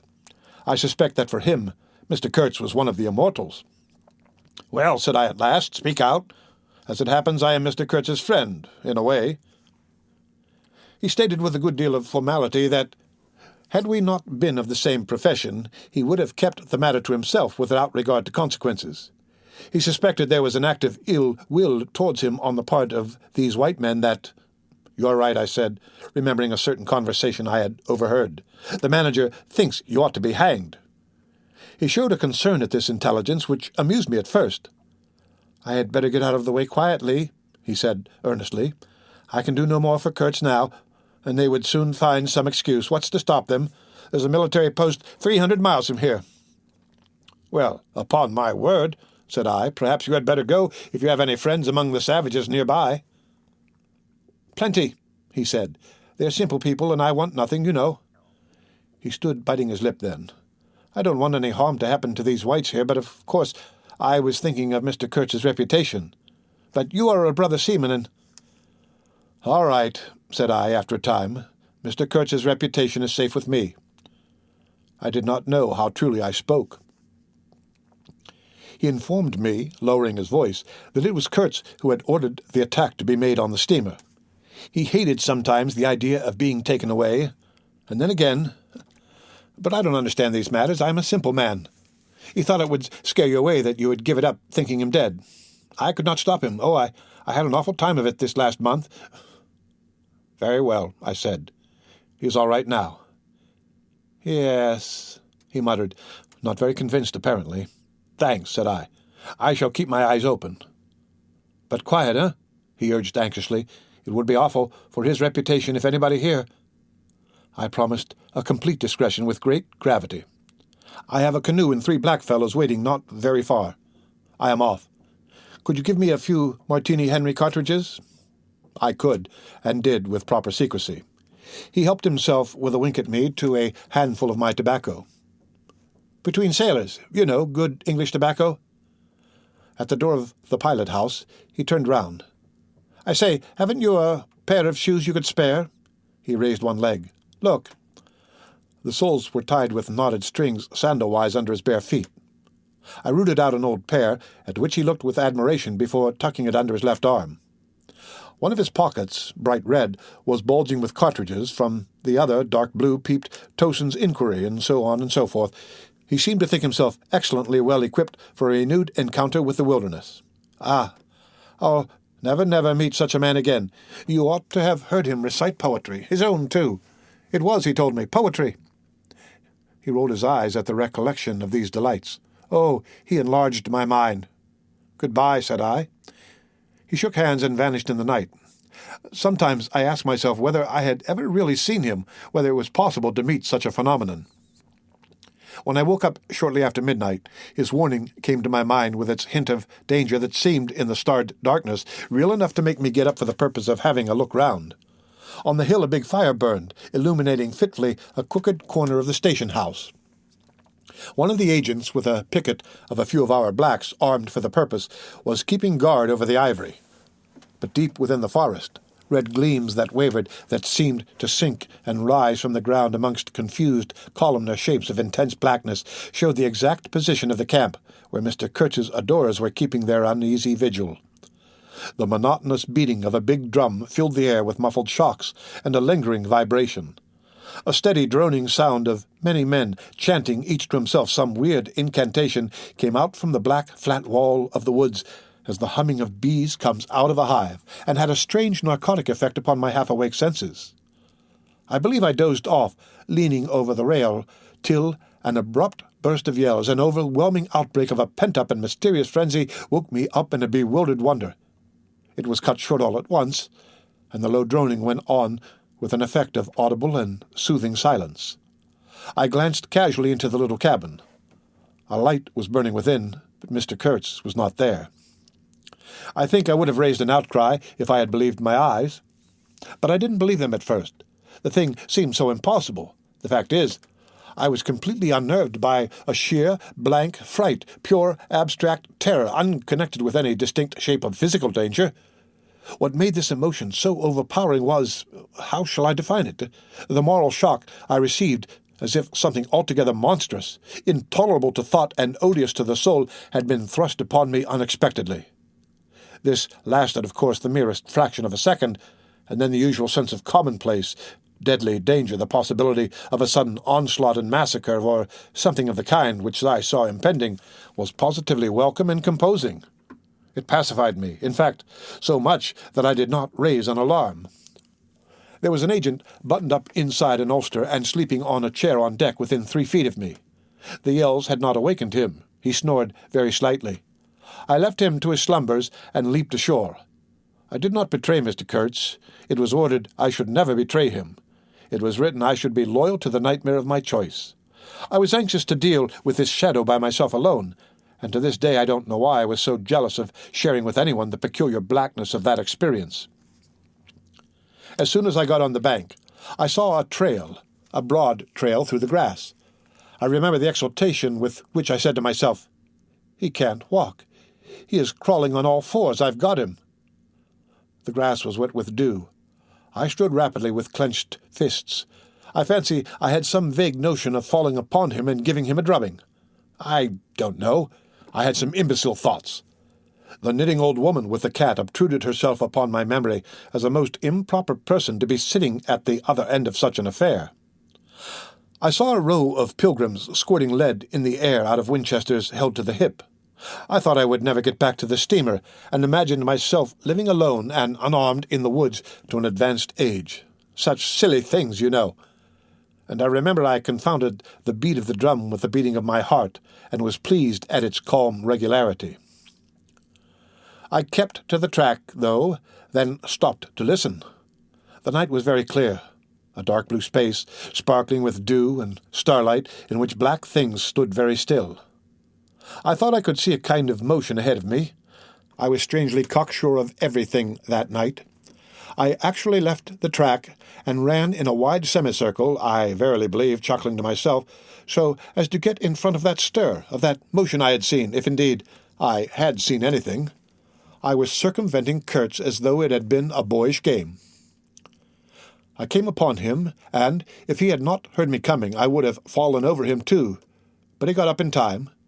He rose unsteady, long, pale, indistinct, like a vapor exhaled by the earth, and swayed slightly, misty and silent before me, while at my back the fires loomed between the trees, and the murmur of many voices issued from the forest. I had cut him off cleverly, but when actually confronting him, I seemed to come to my senses. I saw the danger in its right proportion. It was by no means over yet. Suppose he began to shout. Though he could hardly stand, there was still plenty of vigor in his voice. "Go away. Hide yourself," he said in that profound tone. It was very awful. I glanced back.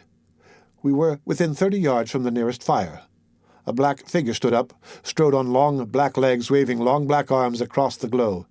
It had horns, antelope horns, I think, on its head. Some sorcerer, some witch-man, no doubt. It looked fiend-like enough. "Do you know what you are doing?" I whispered. "Perfectly," he answered, raising his voice for that single word.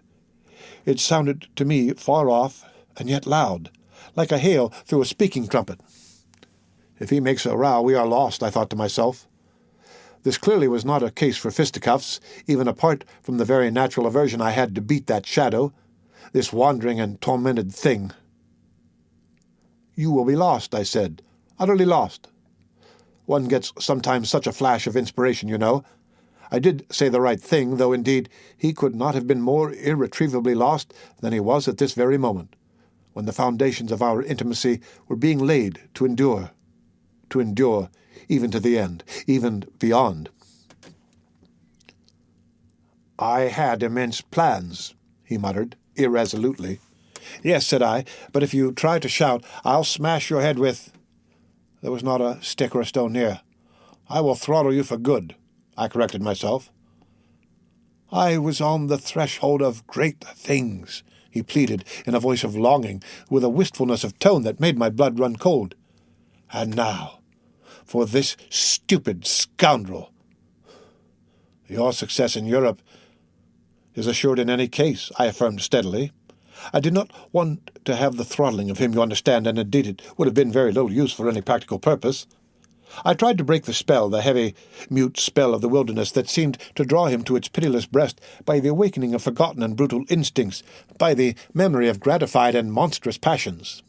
This alone, I was convinced, had driven him out to the edge of the forest, to the bush, towards the gleam of fires, the throb of drums, the drone of weird incantations. This alone had beguiled his unlawful soul beyond the bounds of permitted aspirations. And don't you see, the terror of the position was not in being knocked on the head, though I had a very lively sense of that danger too, but in this, that I had to deal with a being to whom I could not appeal in the name of anything high or low. I had, even like the niggers, to invoke himself, his own exalted and incredible degradation. There was nothing either above or below him, and I knew it. He had kicked himself loose of the earth. Confound the man!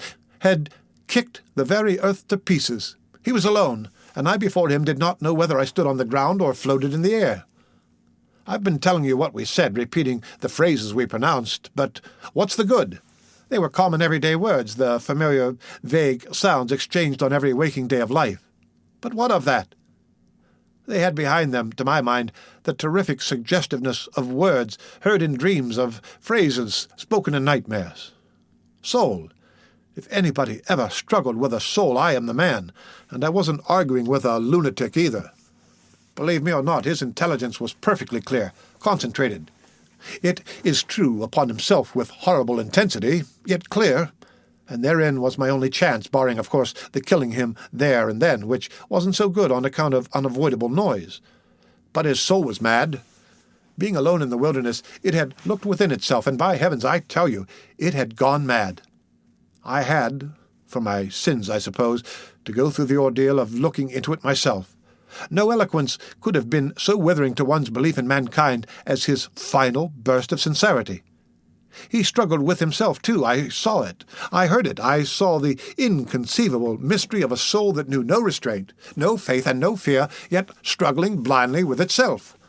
I kept my head pretty well, but when I had him at last stretched on the couch, I wiped my forehead while my legs shook under me as though I had carried half a ton on my back down that hill.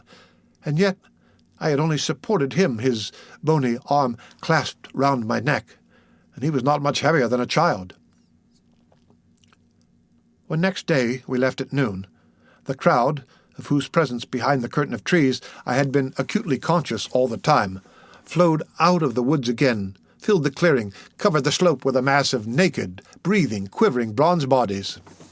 I steamed up a bit, then swung downstream, and 2,000 eyes followed the evolutions of the splashing, thumping, fierce river demon, beating the water with its terrible tail and breathing black smoke into the air.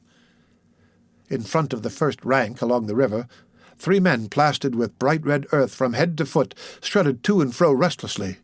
When we came abreast again, they faced the river, stamped their feet, nodded their horned heads, swayed their scarlet bodies. They shook towards the fierce river demon a bunch of black feathers, a mangy skin with a pendant tail, something that looked like a dried gourd. They shouted periodically together, strings of amazing words that resembled no sounds of human language, and the deep murmurs of the crowd, interrupted suddenly, were like the responses of some satanic litany. We had carried Kurtz into the pilot-house. There was more air there. Lying on the couch, he stared through the open shutter. There was an eddy in the mass of human bodies, and the woman with helmeted head and tawny cheeks rushed out to the very brink of the stream. She put out her hands, shouted something, and all that wild mob took up the shout in a roaring chorus of articulated, rapid, breathless utterance. "Do you understand this?" I asked. He kept on looking out past me with fiery, longing eyes, with a mingled expression of wistfulness and hate. He made no answer, but I saw a smile of indefinable meaning, appear on his colourless lips that a moment after twitched convulsively. "Do I not?" he said, slowly gasping, as if the words had been torn out of him by a supernatural power. I pulled the string of the whistle, and I did this because I saw the pilgrims on deck getting out their rifles with an air of anticipating a jolly lark. At the sudden screech there was a movement of abject terror through that wedged mass of bodies. "Don't! Don't! You frighten them away!" cried someone on deck disconsolately. I pulled the string time after time. They broke and ran. They leaped, they crouched, they swerved, they dodged the flying terror of the sound. The 3 red chaps had fallen flat, face down on the shore, as though they had been shot dead. Only the barbarous and superb woman did not so much as flinch, and stretched tragically her bare arms after us over the sombre and glittering river. And then that imbecile crowd down on the deck started their little fun, and I could see nothing more for smoke. The brown current ran swiftly out of the heart of darkness, bearing us down towards the sea with twice the speed of our upward progress. And Kurtz's life was running swiftly too, ebbing out of his heart into the sea of inexorable time. The manager was very placid. He had no vital anxieties now. He took us both in with a comprehensive and satisfied glance. The affair had come off as well as could be wished. I saw the time approaching when I would be left alone of the party of unsound method. The pilgrims looked upon me with disfavour. I was, so to speak, numbered with the dead. It is strange how I accepted this unforeseen partnership, this choice of nightmares forced upon me in the tenebrous land invaded by these mean and greedy phantoms. Kurtz discoursed. A voice. It rang deep to the very last. It survived his strength to hide in the magnificent folds of eloquence the barren darkness of his heart. Oh, he struggled. The wastes of his weary brain were haunted by shadowy images now, images of wealth and fame revolving obsequiously round his unextinguishable gift of noble and lofty expression. My intended, my station, my career, my ideas. These were the subjects for the occasional utterances of elevated sentiments. The shade of the original Kurtz frequented the bedside of the hollow sham, whose fate it was to be buried presently in the mould of primeval earth.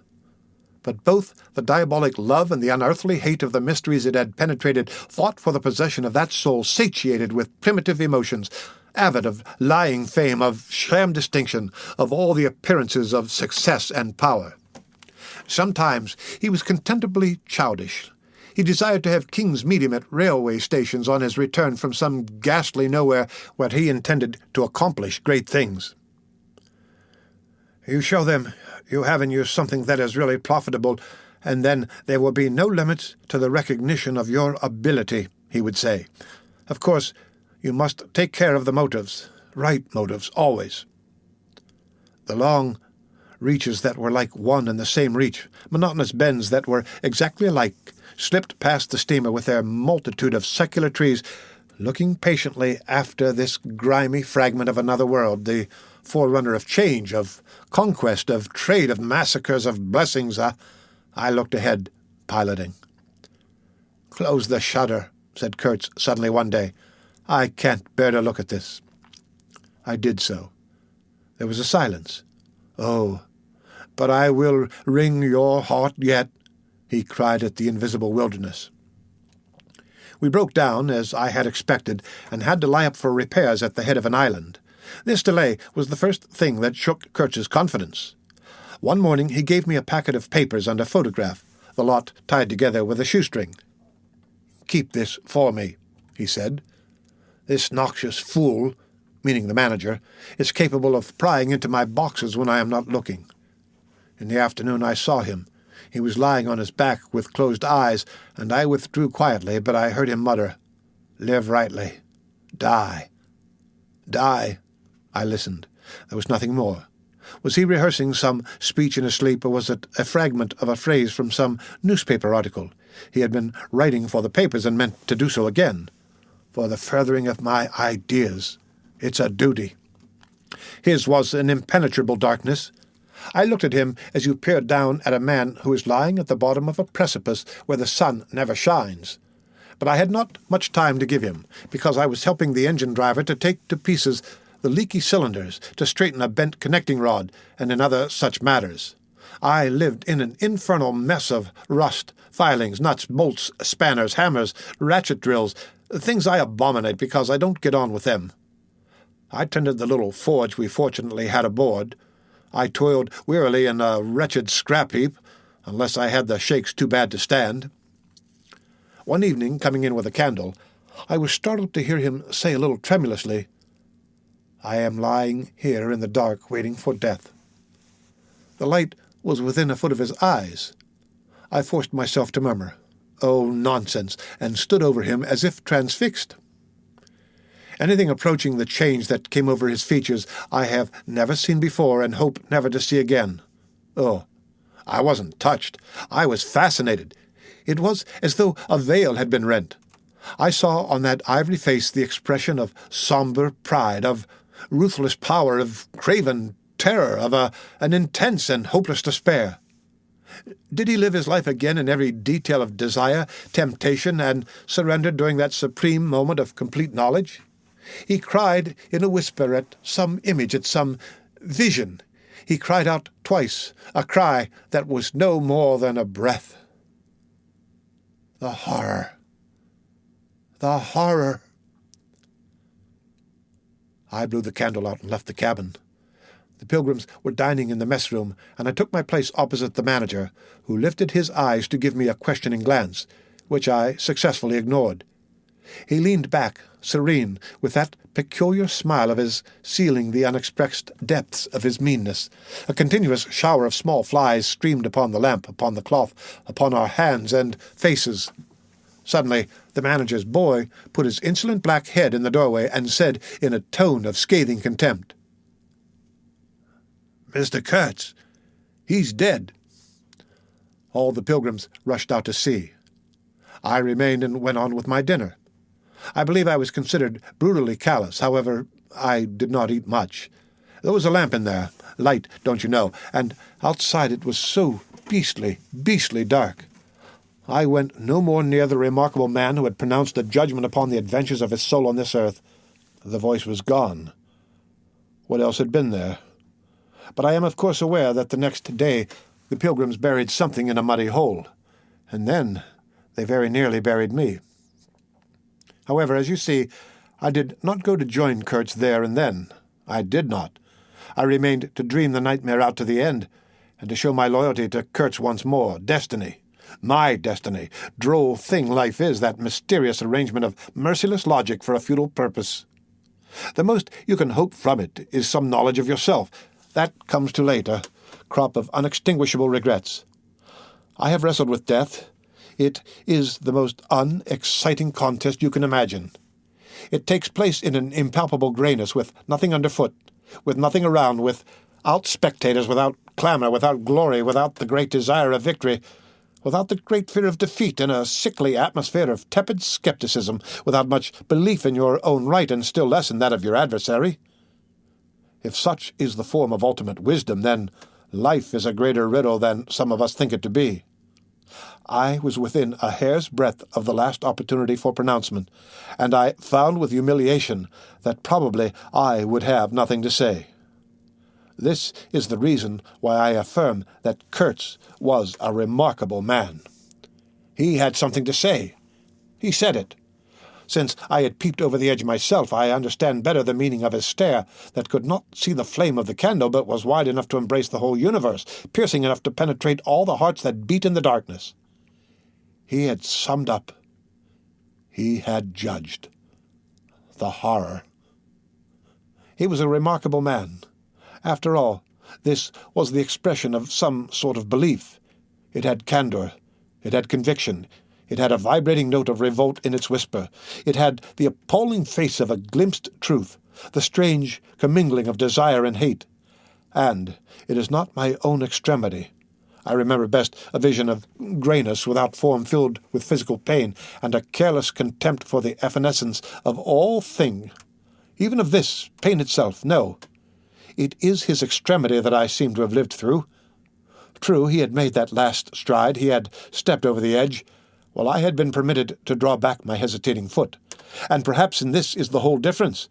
Perhaps all the wisdom and all the truth and all sincerity are just compressed into that inappreciable moment of time in which we step over the threshold of the invisible.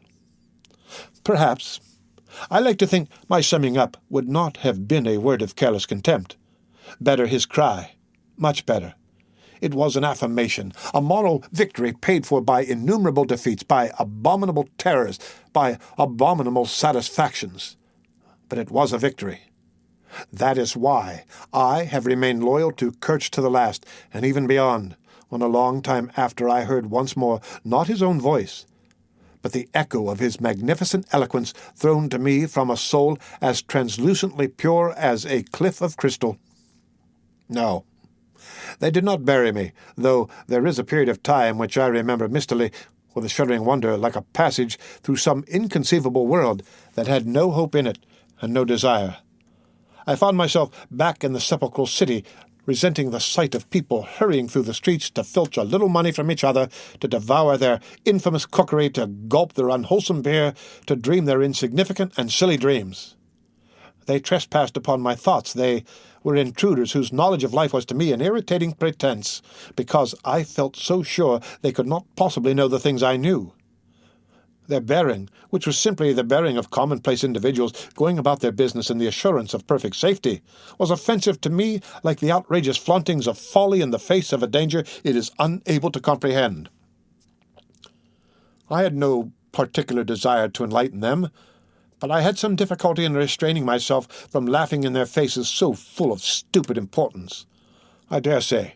I was not very well at that time. I tottered about the streets. There were various affairs to settle, grinning bitterly at perfectly respectable persons. I admit my behavior was inexcusable, but then my temperature was seldom normal in these days. My dear aunt's endeavors to nurse up my strength seemed altogether beside the mark. It was not my strength that wanted nursing, it was my imagination that wanted soothing. I kept the bundle of papers given me by Kurtz, not knowing exactly what to do with it. His mother had died lately, watched over, as I was told, by his intended. A clean-shaved man with an official manner and wearing gold-rimmed spectacles called on me one day and made inquiries, at first circuitous, afterwards suavely pressing, about what he was pleased to denominate certain documents. I was not surprised, because I had had 2 rows with the manager on the subject out there.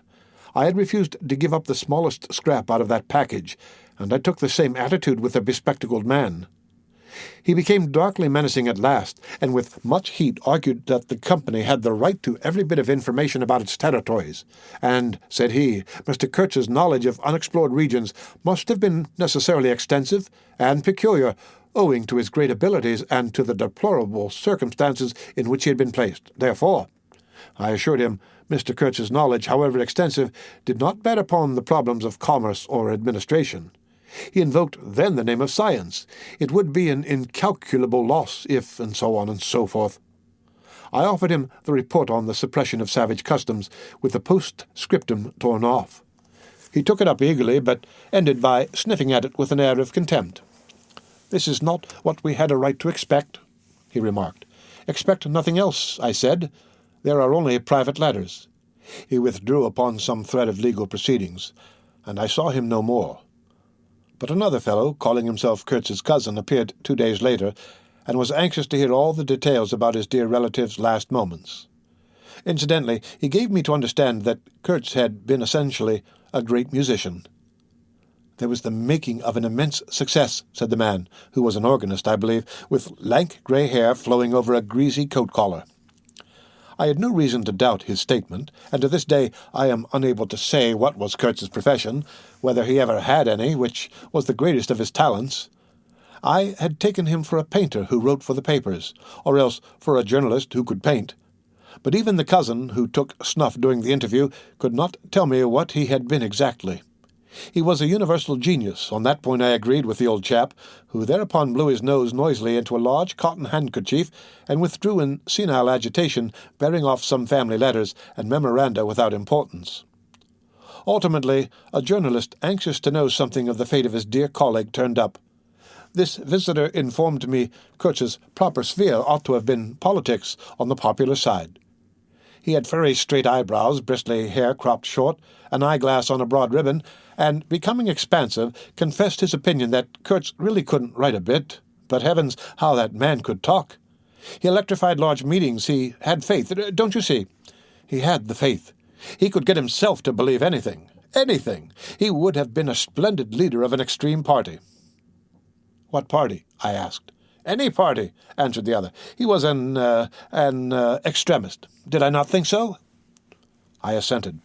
"Did I know," he asked with a sudden flash of curiosity, "what it was that had induced him to go out there?"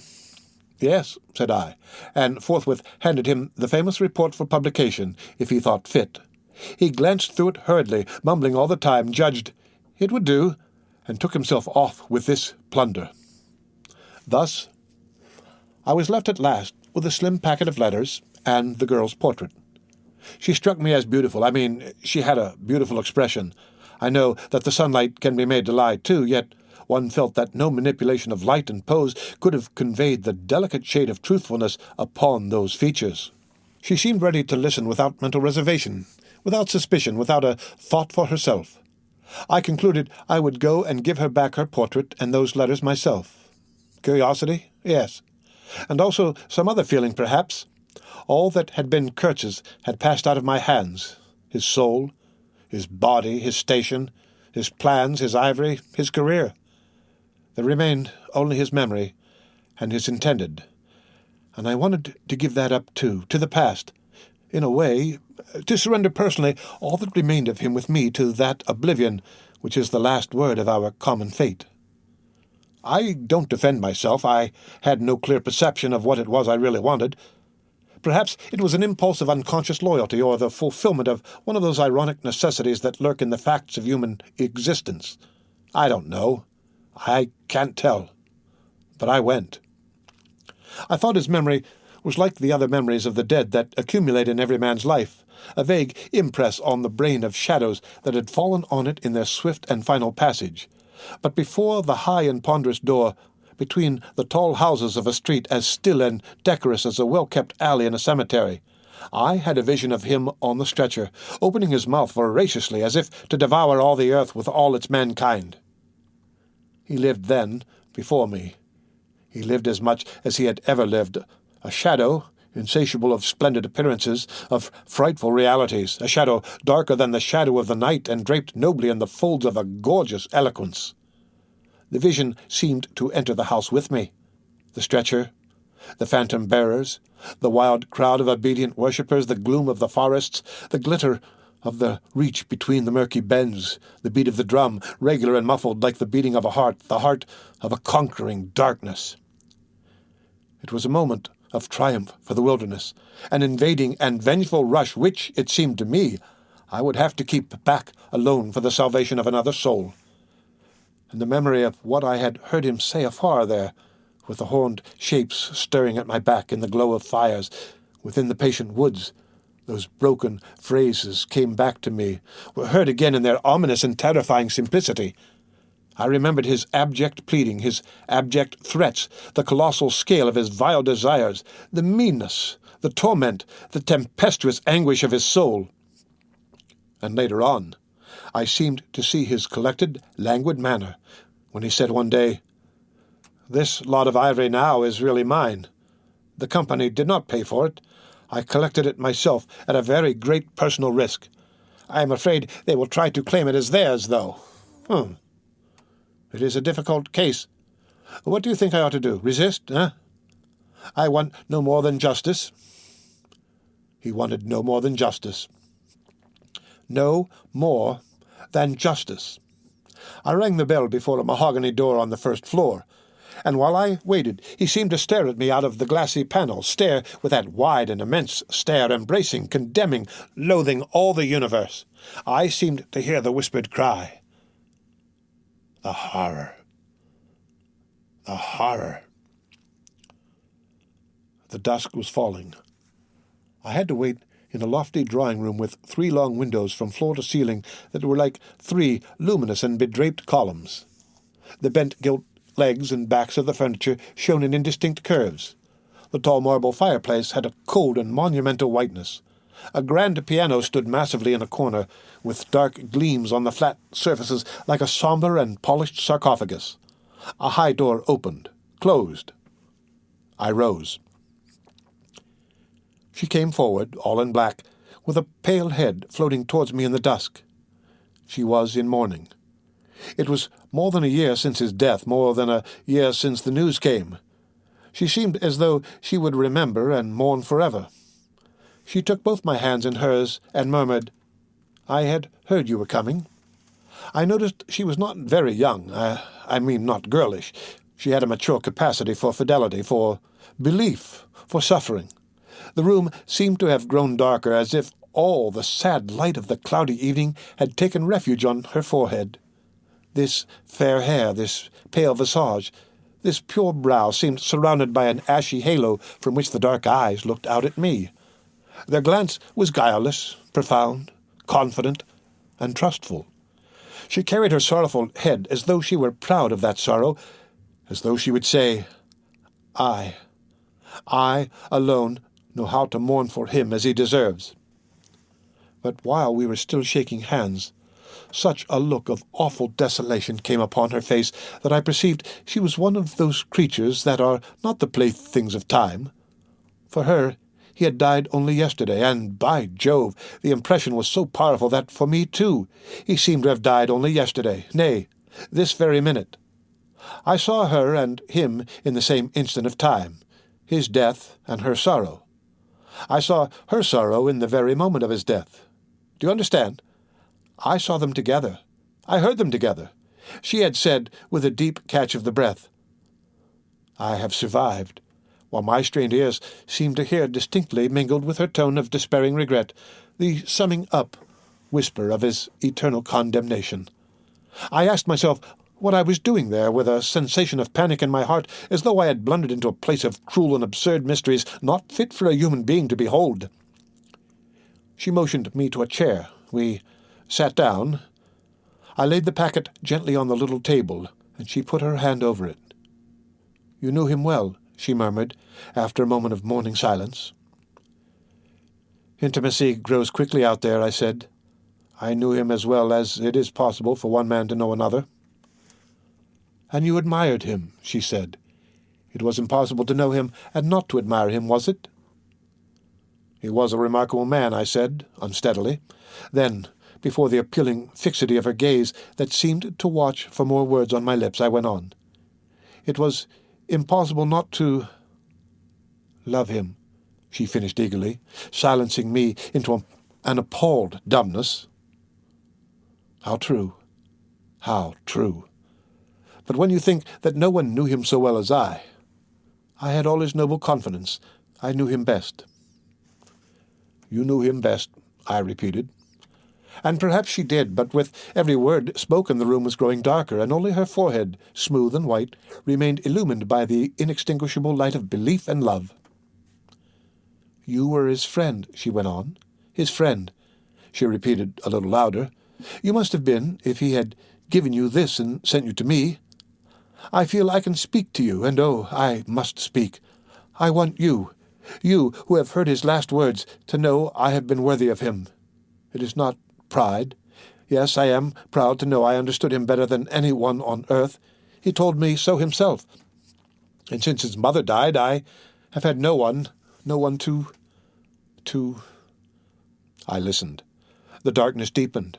I was not even sure whether he had given me the right bundle. I rather suspect he wanted me to take care of another batch of his papers, which, after his death, I saw the manager examining under the lamp. And the girl talked, easing her pain in the certitude of my sympathy. She talked as thirsty men drink.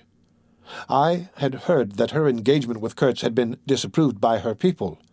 He wasn't rich enough or something, and indeed I don't know whether he had not been a pauper all his life. He had given me some reason to infer that it was his impatience of comparative poverty that drove him out there. Who was not his friend, who had heard him speak once, she was saying.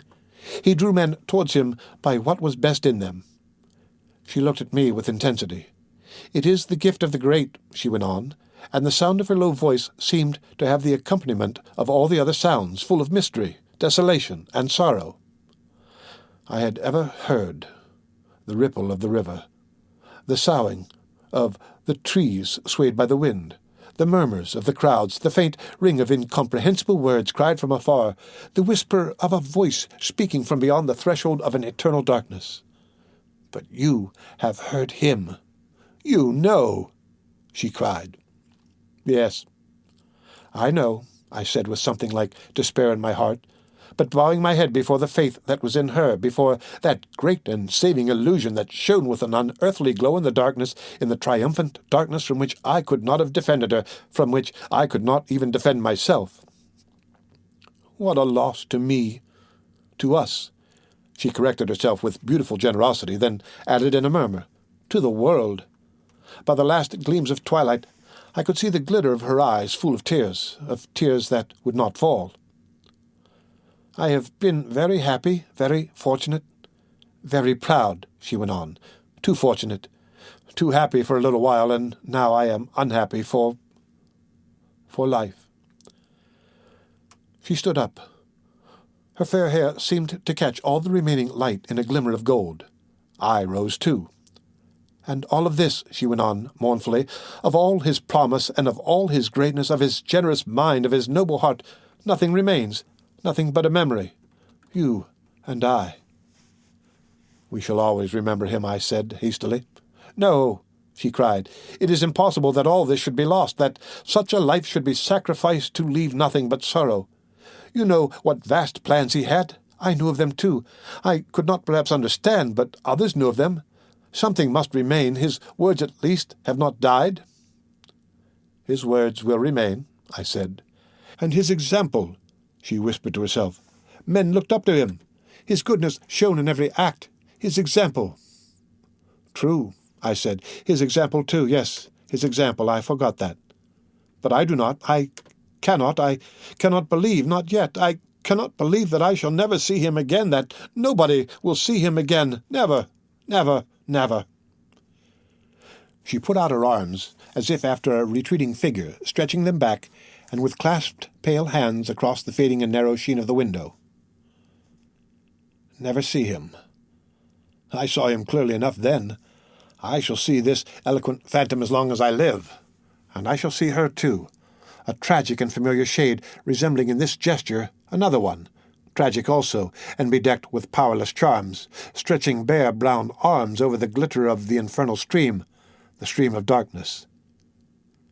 She said suddenly, very low, He died as he lived.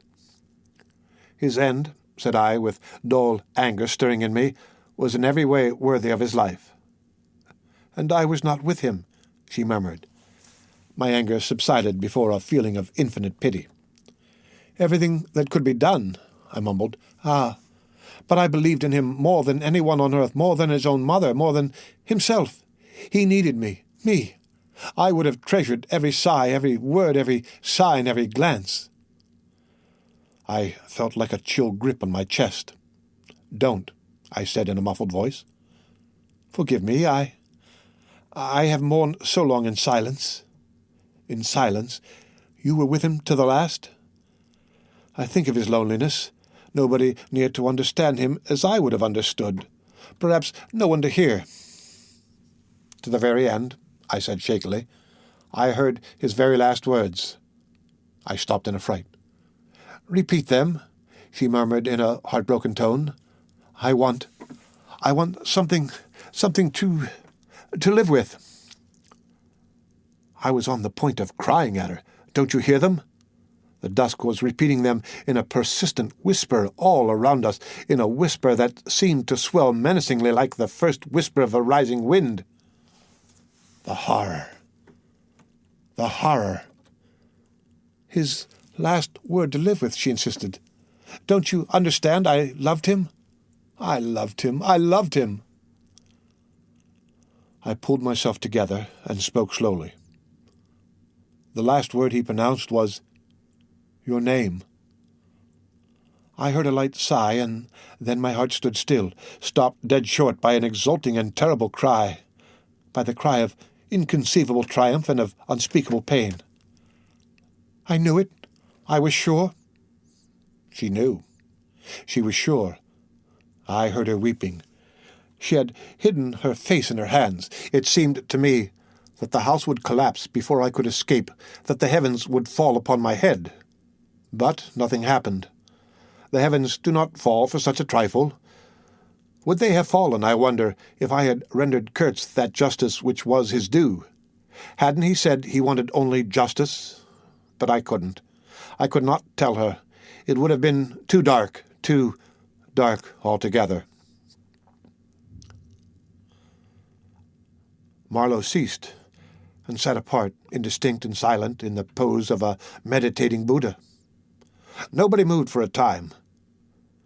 "We have lost the first of the ebb," said the director suddenly. I raised my head.